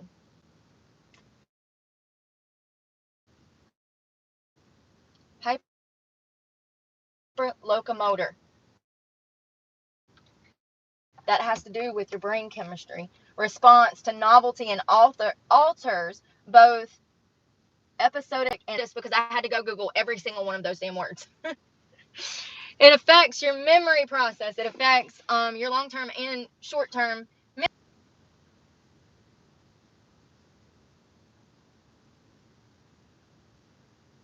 And it says that the Western diet may contribute to an increased risk of developing persistent hyperactivity and neurocognitive deficits in adulthood. So it's saying sugar in your childhood could absolutely affect you in adulthood. I will say that my mom was kind of vigilant when it came to what we consume. Now, I did gain weight in um, middle and high school because I was on medication, but it was because I was overeating.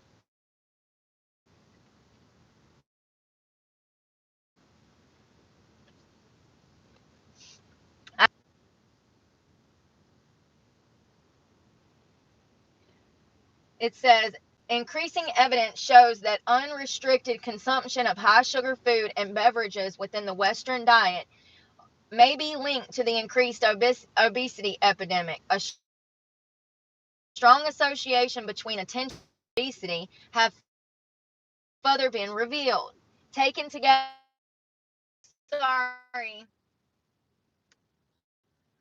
I wish my phone would make up its damn. One minute it cuts me out because I'm on the Wi-Fi. The next minute it wants me to join the Wi-Fi and completely kicks me off my own service. Then I have to get back on the Wi-Fi to get back here. So crazy. Not only did it say that studies have been done on how bad sugar is for us. Hold on one second. I need to find my screenshots. But it can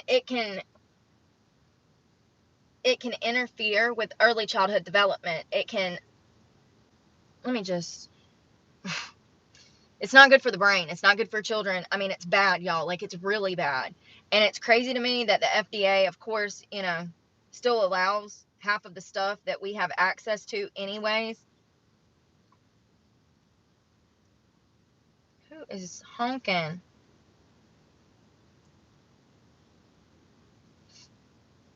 Oh my God. Make it make sense. Why do all of my devices do this? Every single one. You know why? Because I bought it from Boost Mobile. Don't ever buy nothing from them. I swear to God, you guys, that they give me phones that have been used before. They have to. This is a brand new phone. All right. So I'm going to skip off of this and we're going to move over here. Who is honking? Somebody's cracked out over here. I mean, I'm not in the best area. So, here we go. All right. Moreover, both human and animal studies have demonstrated in some brain the consumption of sugar-rich foods or drinks primes the release of endorphins and dopamine within the nucleus accumbens. It's part of the damn brain, okay? I know what endorphins and dopamine are. Those are the happy chemicals in your brain. It says what high blood sugar, high blood pressure, inflammation, weight gain, diabetes, fatty liver disease. Those are just some of the things that can come from sugar consumption, consume sugar. Once again, you are only supposed to have around a 25 gram a day diet. Most Americans are consuming up to 100 grams a day, almost 4 times the recommended daily values of sugar. 4 times. Multiple studies have found a link between diets high in sugar and depression. That is right. There has been studies done, and if you eat high amounts of sugar, you can suffer with depression. And here's the thing about that. I told you guys that I gained a bunch of weight and then I got depressed and didn't even want to leave the house because of my condition, because of how big I was. They go hand in hand. Overconsumption of sugar can increase inflammation, alter the gut microbes, okay, disrupt other psychological processes. It's thought that these changes contribute to the development of depression. So is it the weight gain that you've got so big that now you're depressed, or they're saying that the sugar itself contributes to the development of depression? It's just crazy. Another study published found a link between sugar consumption and negative changes in the brain's frontal cortex, changes associated with additional cognitive problems. So if you want to stay sharp and on top of things, stop eating sugar.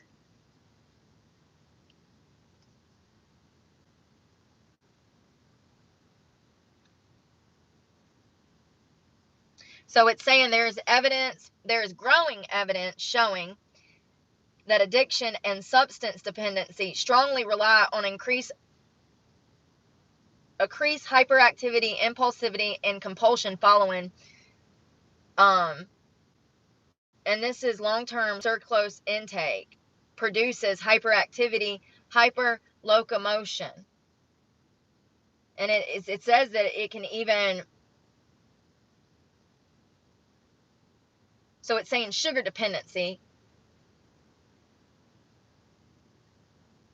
can also increase arousal. Long-term let me slow down. Long-term consumption of high amounts of sugar can cause I looked up that hyperlocomotion, okay, and I can't remember. It's something to do with hyperactivity, okay? It's what we're talking about, and it's in adolescents and teens, and it causes behavioral problems. Um,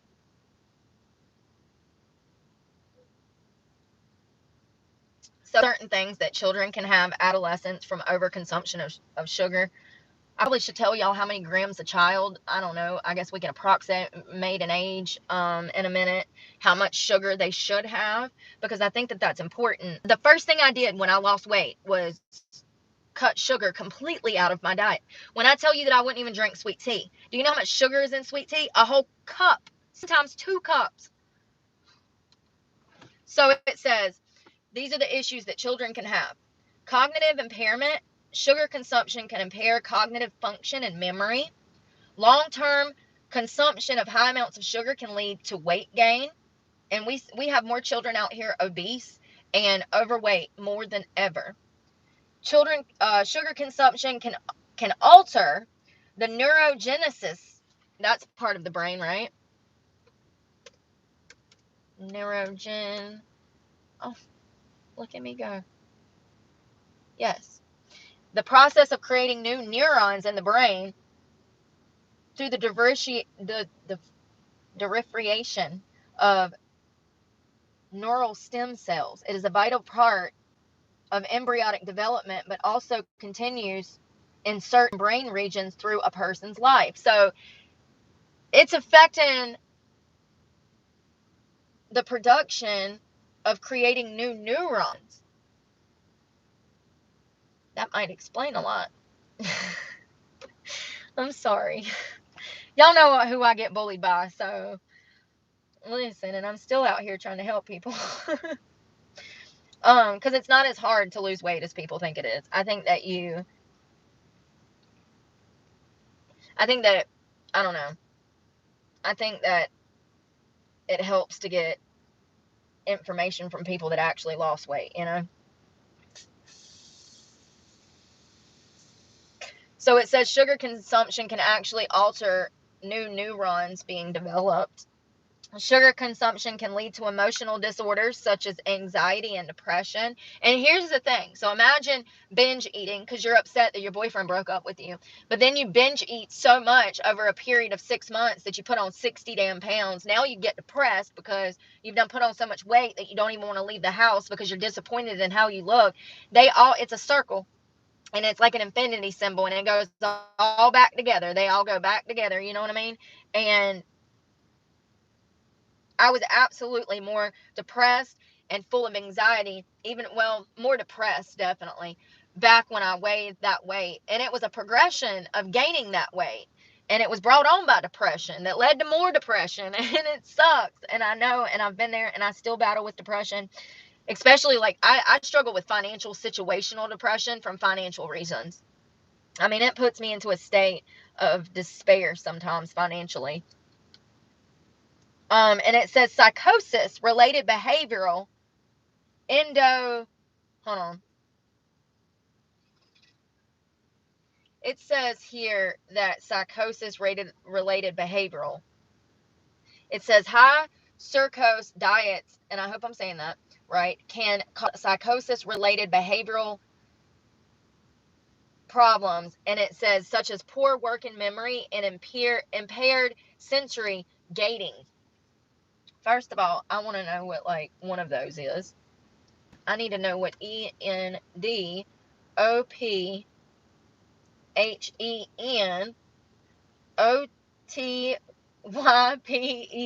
is. Okay, and in an underlying it's a big word, y'all. Is a heritable trait that's closer to an underlying cause of a disease than a clinical diagnosis.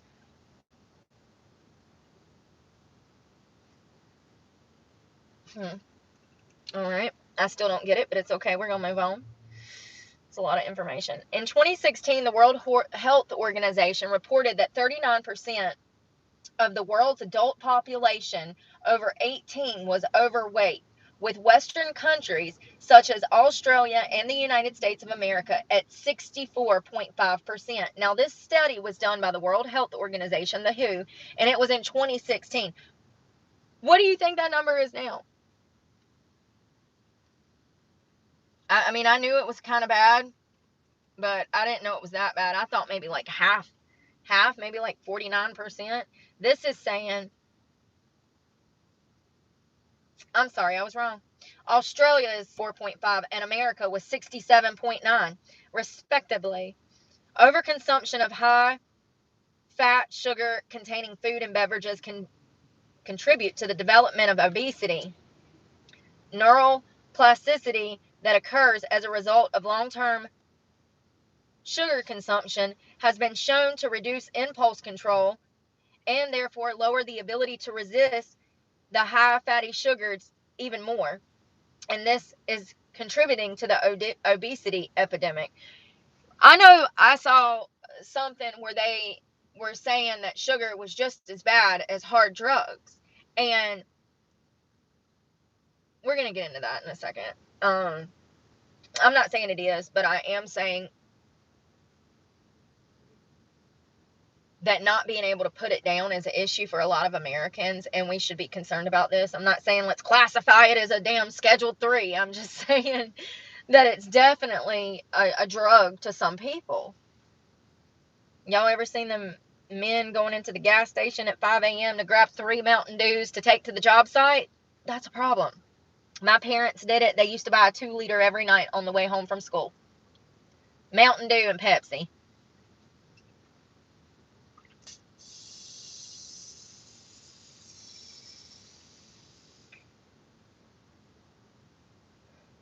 It says, this suggests that having a clear understanding of the role of stress and emotions in the development of obesity will lead to the development of novel therapeutic strategies. Sucrose consumption activates the mesocorticolytic system in a manner synonymous with substance abuse. Okay, so I was right. I haven't read this stuff. Sorry, you guys. I read like the first 2 lines and I was like, yep, we need to talk about that. Like when it started spitting out obesity facts. But I did not read the bottom. It says that mescourt-lymphatic system in a manner synonymous with substance abuse. So that means that when people are eating sucrose, it's acting in the brain like drug use would. Like if you had some blow or some, the same dopamine kick, the same like when you use drugs, you get this kick of dopamine to the brain. When these people are drinking sugar, when they're taking that swig of Mountain Dew, it's doing the same thing in the brain that it would if I was smoking crack. I mean, that's crazy that we know this, that we know that it's a problem. It says there is overwhelming evidence to support the hypothesis that sucrose consumption result in pathological consequences such as morphological, Lord, why can't I speak? Pathological consequences such as the morphological, neuronal, where's it at?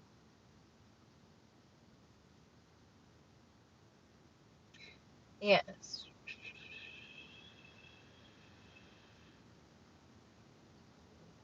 Neural changes, altered emotional processing, and modified behavior in rodents and human models.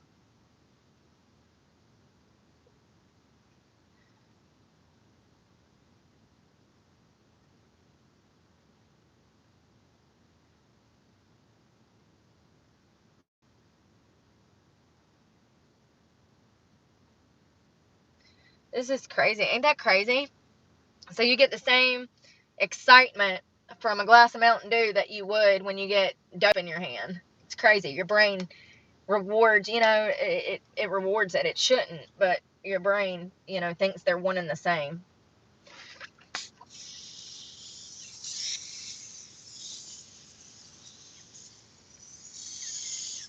I think it's dead.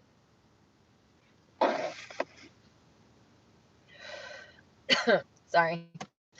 Have I even had any water? I didn't want to start drinking water till I was almost done because then I'll have to run into the bathroom. According to the CDC, 9.2% of adults in the United States were severely obese between 2017 and 2020, which is more than 22 million people.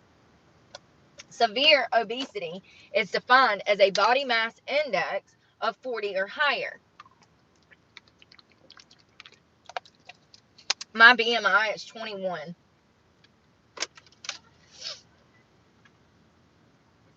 It says obesity prevalence, 41.9% of adults in the United States were, no, I want now.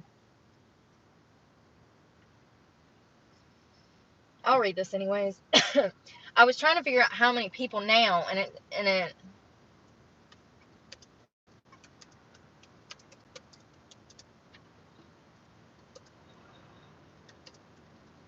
because that one study done by the WHO said that it was 67%. What? Yo!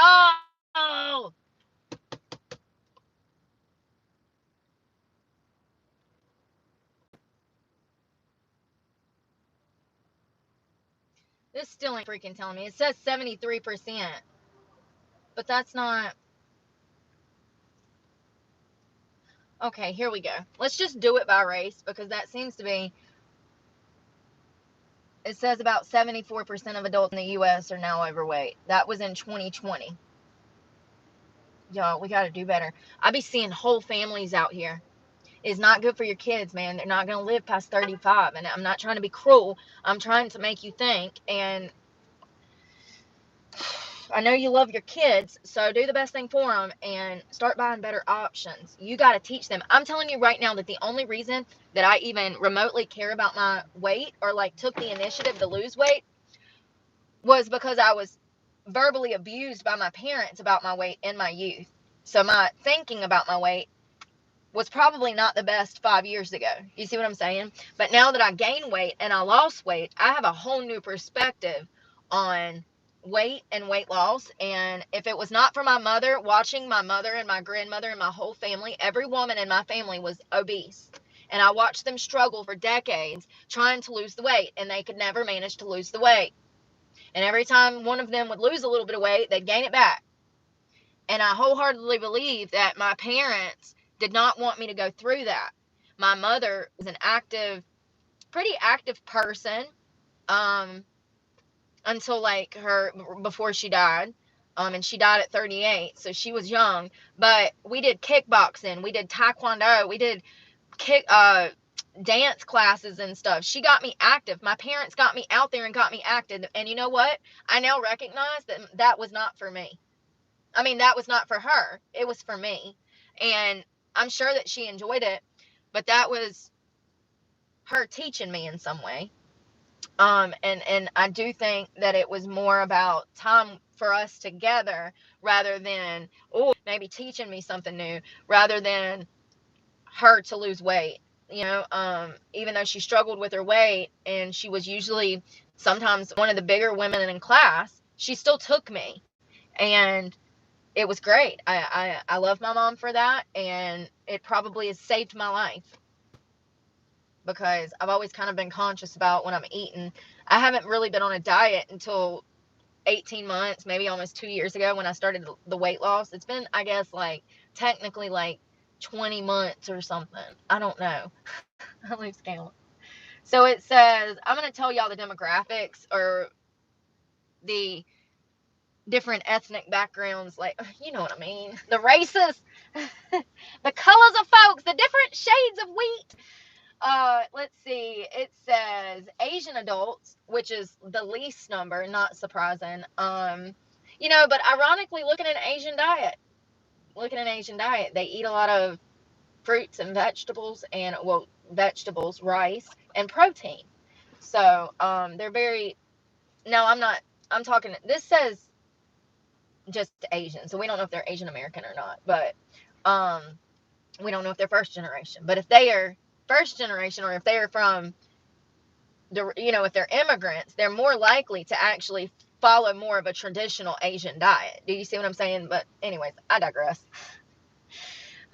Asian adults come in at 16.1%. So only 16.1% of their entire population, and this is from the United States. This is covering the United States. So 16.1 are obese. White adults are at 41.4% obese. So the white population is 41% obese. Also, Hispanics are 45% obese, their population 45, and it says black adults have the highest obesity rate at 49.9%.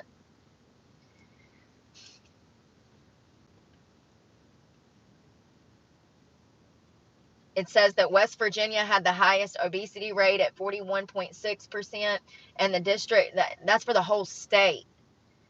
The District of Columbia has the lowest at 21.5%.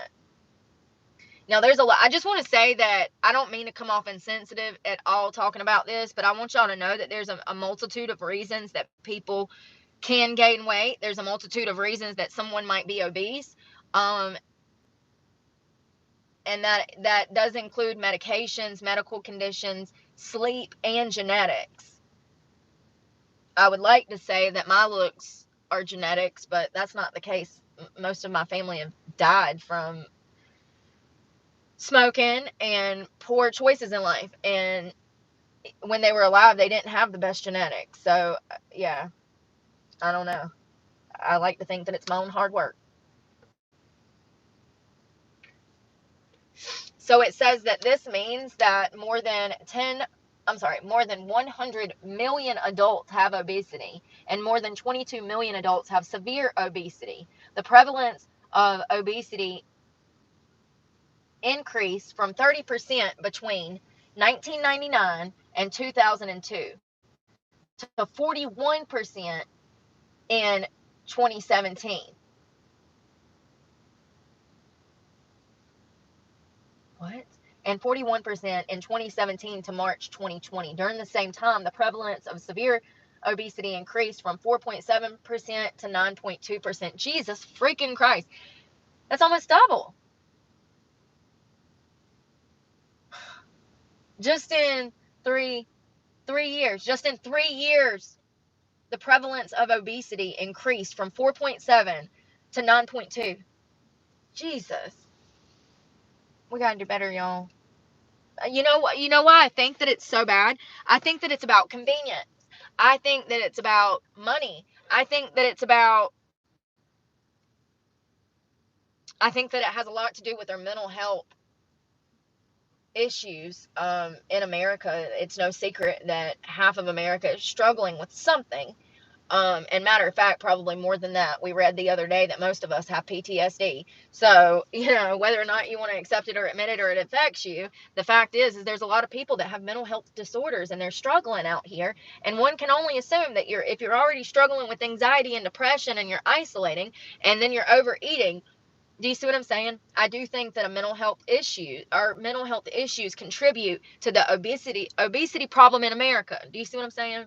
I think that a lot of people, they don't have therapists. They're not out here seeking how to feel better. They take it inwards and they soothe their feelings with food. And I've done that before. I used to do that when I was hungover every single day, living in Charlotte. I used to eat the guilt away, ordering DoorDash 2-3 times a day after I'd been out partying, drinking, spending tons of money, getting drunk, and drinking calories. And within a year, I'd put on over almost 80 pounds. Yeah. Well, here's the thing. I gained a little bit of weight and then I plateaued at like 160 for a long time. And then I got up to 204. So you do the freaking math. You know what I mean? And here's the thing. There came a point where I also wanted to not live anymore because of it. I was so depressed at the time that I did not live at all. And my stomach. I isolated myself bad, and my mental health problems got worse because I was ashamed of myself and what I was doing to myself.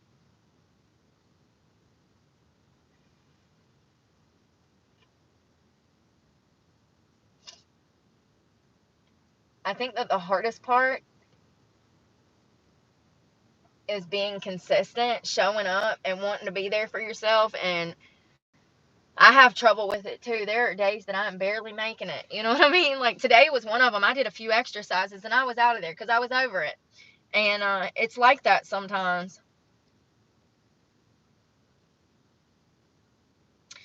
So, something that I found interesting, it says nationwide surveys show that 43% of Americans are obese, while 10% are morbidly obese. Nearly 70% of Americans in the U.S. are either overweight or obese. So 70% of us are overweight.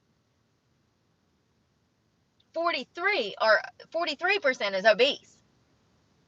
So there's another, what, 30, there's another 27% that are just overweight. Obese and overweight are two separate things. Here it is. Surveys in which, and that would be, did I do that math right? 43 plus 27. Y'all, I don't think that was right, but you knew what I meant. Surveys in which U.S. adults reported current weight have shown that the share of those reportings, okay, so people that weigh 200 pounds or more has increased over the past few decades. In 2023, around 33% of respondents reported their weight as 200 pounds or more compared to 15% in 1990.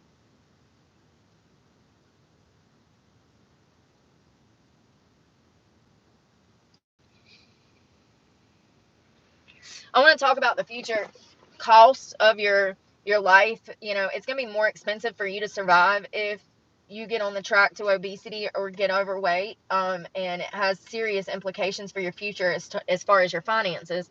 Compared to the non-obese Americans, between 2001 and 2016, obese Americans incurred an average of 2,500 more in medical expenses annually. In 2016, medical costs due to obesity in the United States was $260 billion.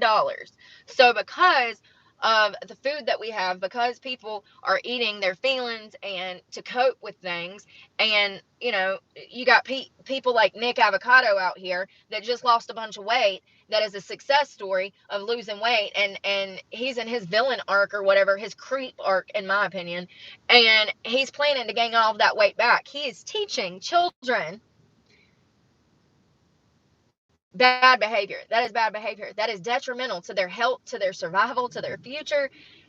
We got to stop propping people up like that to begin with. But here's a man who God granted with the gift of health and a future, and he's going to ruin it being evil, in my opinion. But it says $260 billion medical costs to obesity in the United States.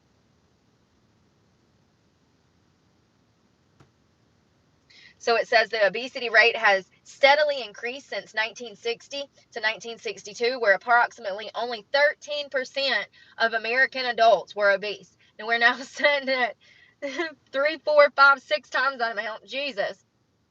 By 2014, figures from the CDC found more than one third of U.S. adults, 36.5%, and 17% of children were obese. Now, that was in 2014.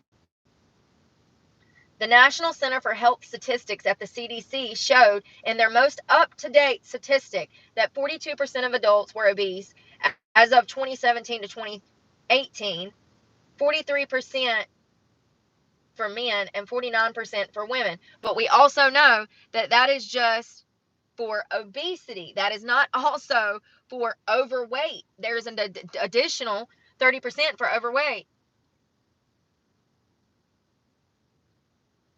So sad.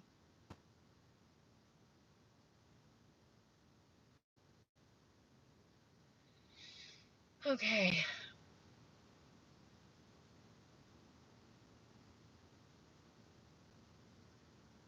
It says African American and Mexican American adolescents between 12 and 19 years old are more likely to be overweight than non Hispanic white adolescents. The prevalence is 21%, 23%, and 14%, respectively. So it says African American adolescents are 21%, Hispanics are 23%, and non-white adolescents are 14%. And that's a current number. That's our adolescents between 12 and 19%. That is our future. Oh my God. Also, in a national survey of American Indian children, 5 to 18-year-olds, 39% were found to be overweight and at risk for being overweight. And that's American Indian children. National survey data, these trends indicate that by 2030, 86% of adults will be overweight and obese, and 86% of adults will be overweight or obese, and 51% will be obese. Hell, at the rate we're going, it's going to be more than that, because just from damn 1999 to now, we've seen double. So, no. I don't know how to get these numbers, but whatever. Oh, and that's teenagers. That's teenagers. I'm sorry. That's teenagers. Remember, we just 21% for blacks, 23% for Hispanics, 14% for whites. That's currently teenagers. But they're saying that by 2030, it'll be 86% be overweight and 51% will be obese. And that's children. A 2007 study found that receiving food stamps long term was associated with a 50% increase in obesity rate among female adults.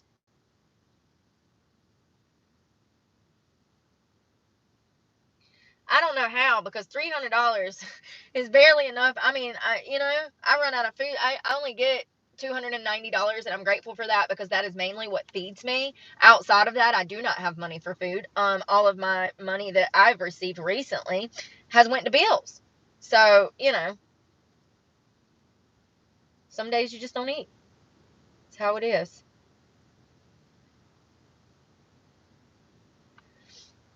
So, some things that has, let me tell you this, because I found this was interesting. Guess how much? So this is a food consumption has increased over time. It says annual per capita consumption of cheese was 4 pounds in 1990. It is 32 pounds in 2000. The average person consumed 389 grams of carbohydrates daily in 1970. In 2000, they consumed 490 grams.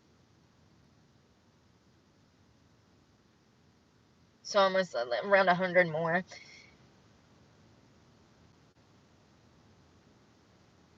Wow. In 2000, no. So fats and oils in 1909. These numbers, I don't know why they don't separate shit. Y'all see how hard that is? In 2000, 41 pounds of fat and oils. In 19,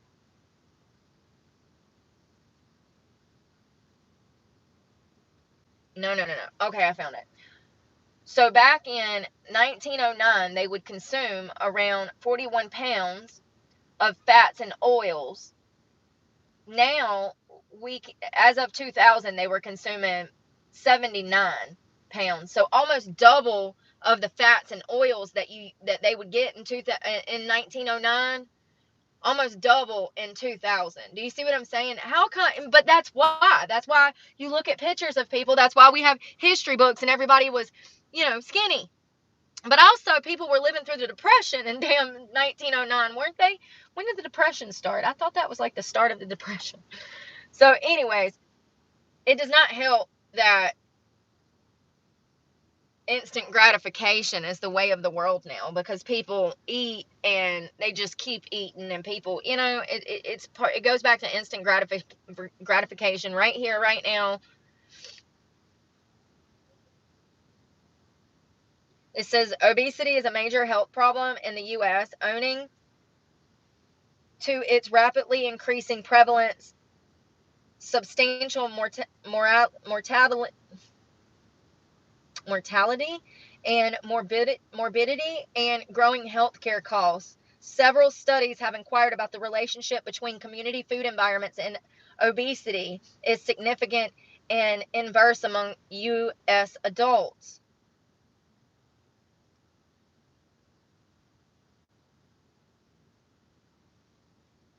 A large scale a large scale study demonstrated a substantial and inverse. I'm sorry, I just read that, didn't I? None of this is helping me. Approximately 23.5 million Americans live in a food desert, areas in geolocations with minimal healthy food retailers. So this is a huge problem. Y'all know I'm from the sticks, and I've told y'all the only things that we have here is a McDonald's, a Cookout, a Hardee's, and a Biscuitville. When that is all that you have in a town, that's all that people have to eat. And I have noticed in certain cities an obesity problem because of this. You go to down to Neptune Beach, Florida, and everybody's skinny and tan. You know what I mean? You come up here to the mountain and you see children that weigh 150 pounds at 10 years old.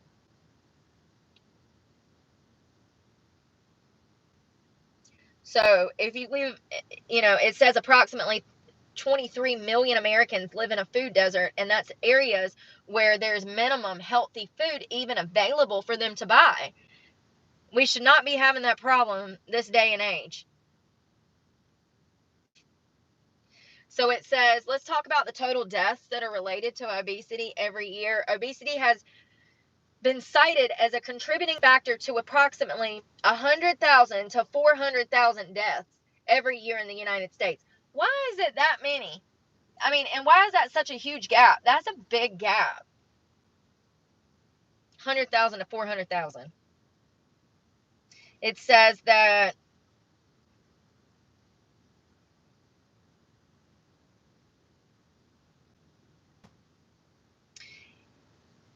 this has increased healthcare use and expenditures, costing society an estimated 117 billion in direct preventative diagnostic treatment services related to weight, and indirect absentee loss of future earnings due to premature death costs.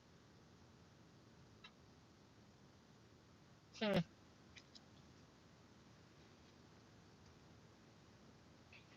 The Medicare and Medicaid programs bear about half of this cost. Annual hospital costs for treating obesity related diseases in children rose threefold, from 35 million to 127 million in the period from 1979 to 1999. And the inpatient and ambulatory healthcare costs increased drastically by 339 per person per year.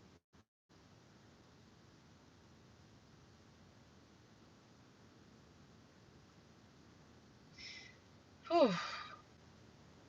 Under pressure from parents and any obesity advocates, many school districts moved to ban sodas, junk food, and candy from vending machines.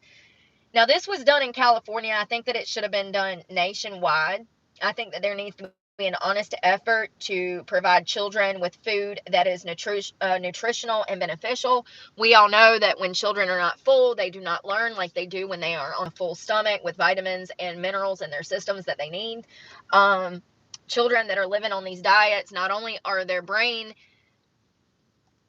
development being altered by the sugar and the fats and the carbs, the bad carbs. We just read about that. I mean, this can affect their memory. This can affect their prefrontal cortex. This can affect them being able to reproduce neurons in the brain. All of these things are pretty important for adulthood. And, you know, it's ultimately the responsibility of parents to ensure that their child is well taken care of. And in my opinion, when you're allowing your child to get morbidly obese at 10, 12, 8, whatever, you're failing them as a parent.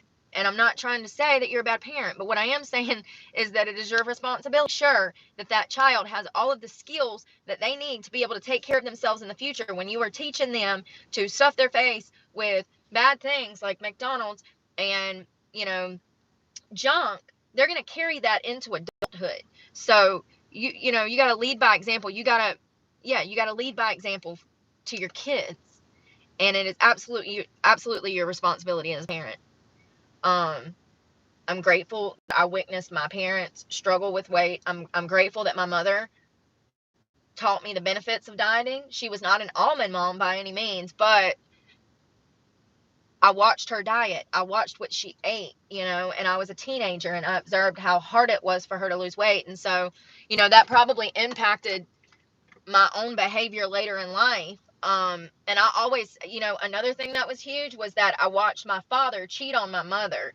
And, when you're a kid, you'd make stuff up in your head. And when I was a kid, part of me believed that he cheated on her because of her weight gain. And, it was with her best friend who was younger, skinnier, prettier. And so my teenage mind, I believed it was because, in my mind, I think I believed that if I was to ever get with someone and let myself go, that my marriage would fail. That is not rational. That was a teenage stupid thought. But I now recognize that my father was actually a weak man and a coward, and that it was no fault of my mother's. He should have resisted the urge and seen that this witch was trying to ruin his marriage and was trying to get everything that my mother had. So, now I see it from a different perspective. But when I was a kid, it impacted me. And I was like, I'm never letting myself go, But also now as an adult, I recognize what makes me happy. And one of the things that makes me happy is, ouch, is, my outside. I mean, I told you guys I don't put a lot of weight on it, but I am content with myself. And when I put on a lot of weight and I couldn't even walk to the mailbox without, huffing and puffing, and I was buying zip up shoes online because I couldn't even tie my shoes, I was really depressed and I did not want to live and I was not happy with life. And I'm glad that I was logical in that moment and I looked inward instead of becoming bitter and taking it out on people in society, because I have that happen to me on a daily basis and I don't deserve that. But it's definitely brought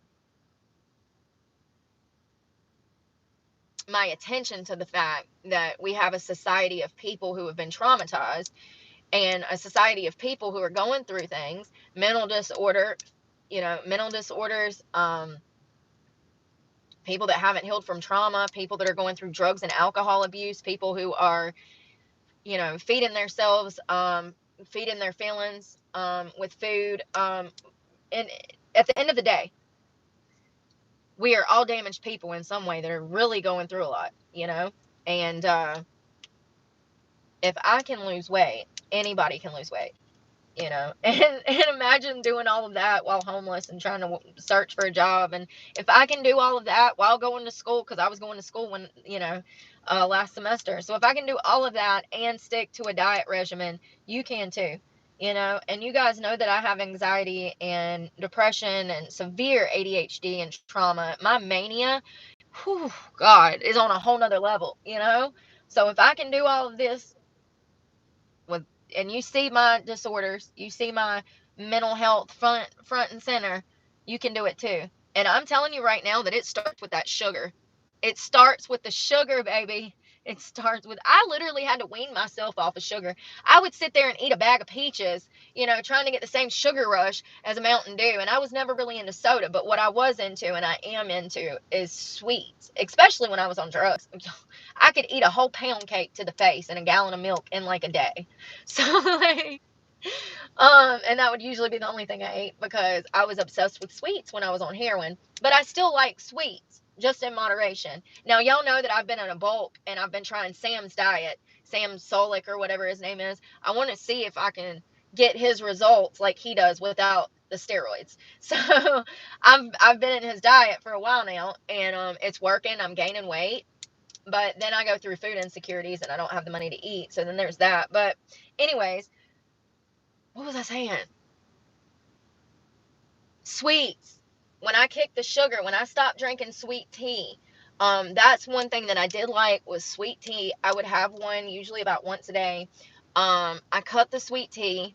I cut all of the cakes and sweets. I love chocolate and candy, so I cut those. And I got in my 5 miles every day. And I think I told you guys I started with like maybe 1 or 2 miles. And then that got me into running. You know, I started walking. And then I was like, ooh, I want to run. And then I'd run a mile or two. And then, hell, within 3 months, I was running 5 miles a day. And I was losing pounds a week. Pounds a week after I cut that sugar out. And also, if you're a drinker, that's why you got weight on you, baby. That's sugar in a can. I mean, it processes in the body like sugar, I do believe. I could be lying. Let me fact check that. I think that alcohol metabolizes like sugar in the blood, which is why you get a hangover. But I could be wrong. I'm not a doctor. Oh, and which, by the way, I am not a doctor or a specialist. Everything that I've found has been compiled from information that I found online. Please talk to your doctor. Do not do anything that I've told you to do. I don't know what I'm supposed to say. Y'all know what I mean. Most of my stuff comes from the World Health Organization or a doctor of some sort who's not lost his mind trying to harm people. How does alcohol turn into sugar in the brain? I always get brain and brine mixed up.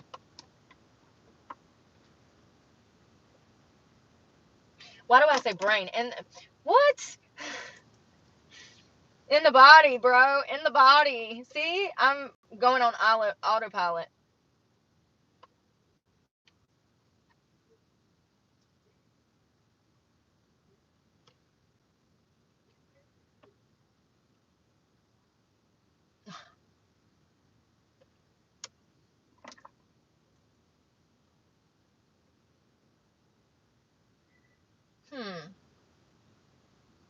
So it says alcohol is broken down into intermediate substances, not sugar. So I'm wrong. Vodka has no sugar, but I'm talking about beer, bro.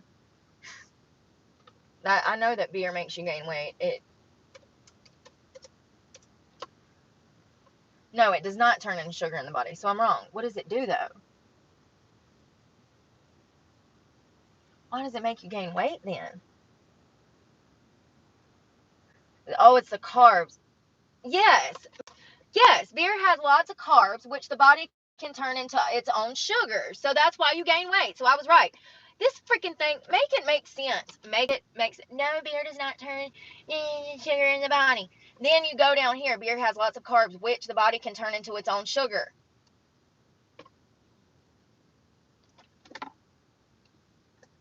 Which is why you get hungover, okay? You're dehydrated. This generative AI experimental ain't damn. It said that was generated by AI. What you think? What you think? Complete contradiction in 4 lines. I think we need to go back to humans. Yes, because beer is fermented dry, it has no sugar. But because it has carbs, which the body turns into its own sugar, beer should be enjoyed in moderation. Now, here's the thing with alcohol, like vodka, whiskey, they don't have sugar, but a lot of people mix them with things like pineapple juice, grenadine. All of those things are high in sugar. So when you're drinking a Sex on the Beach, it's full of sugar, baby. The orange juice, it's all sugar. And so that's why you gain weight when you're drinking. But also, excessive amounts of alcohol are known to make you gain weight anyway. So if you're drinking, I would say if you're drinking more than one time a week, that is where your weight gain is coming from. I have not had any alcohol. And well, actually, I had a shot in West Virginia. They made bar shots and they wanted me to try to make, so they do this promotional thing where they make they're shooters. It's like a funnel, and they fill it up with liquor and they take it around to the guys and they're like, do you want to buy a shooter for the lady or whatever? And it's to make money for the club. It's just a shot. And so the bartender mixes them up, well, the manager, and mix a mix up to fill up the tubes, and so that they could do these promotional drinks. And he said, I need you to try this. Will you try this? So I had that. And then a customer bought me I think it was a Jack and Coke. And that was the last time I drank. But before that, it was, I think, Savannah's. So as you can see, I don't drink when I'm not in that club. The main reason I don't want to be in that club is because I'm in front of alcohol. I'm around drugs and alcohol, and I'm an addict.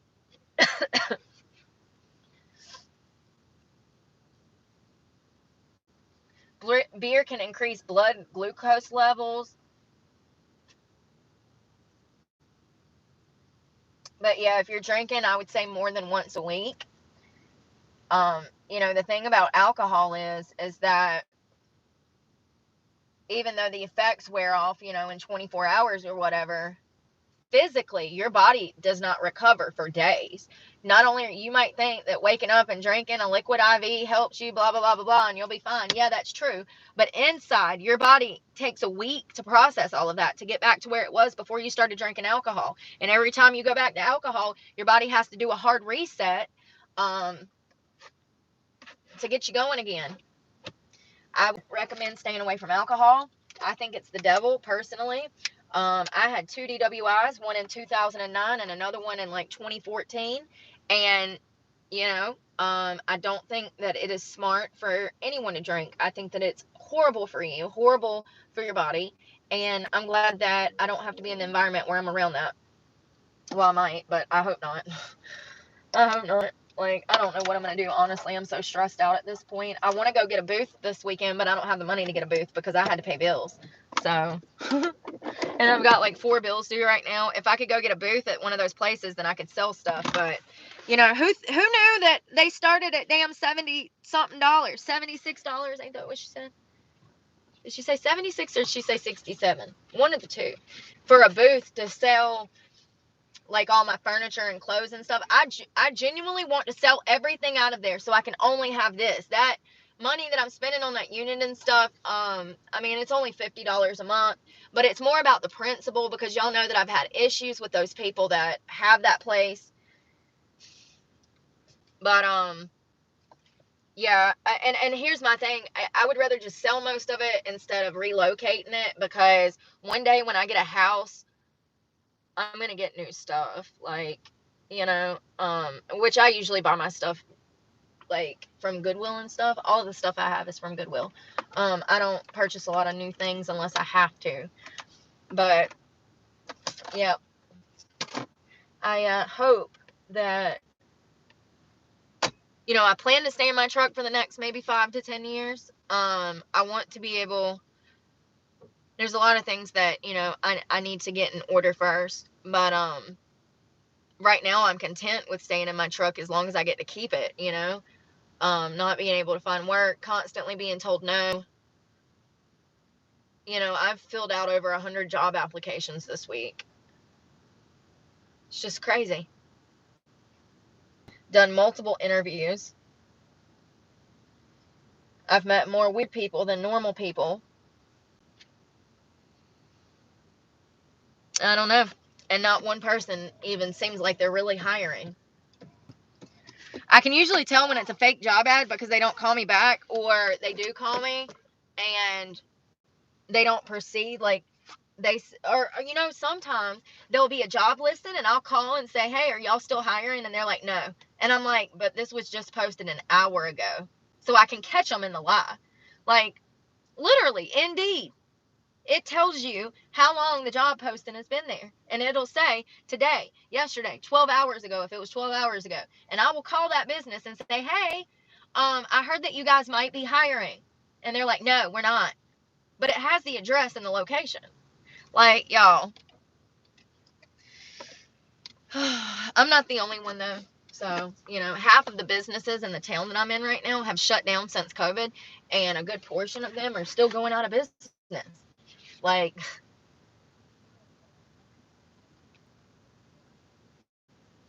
I think that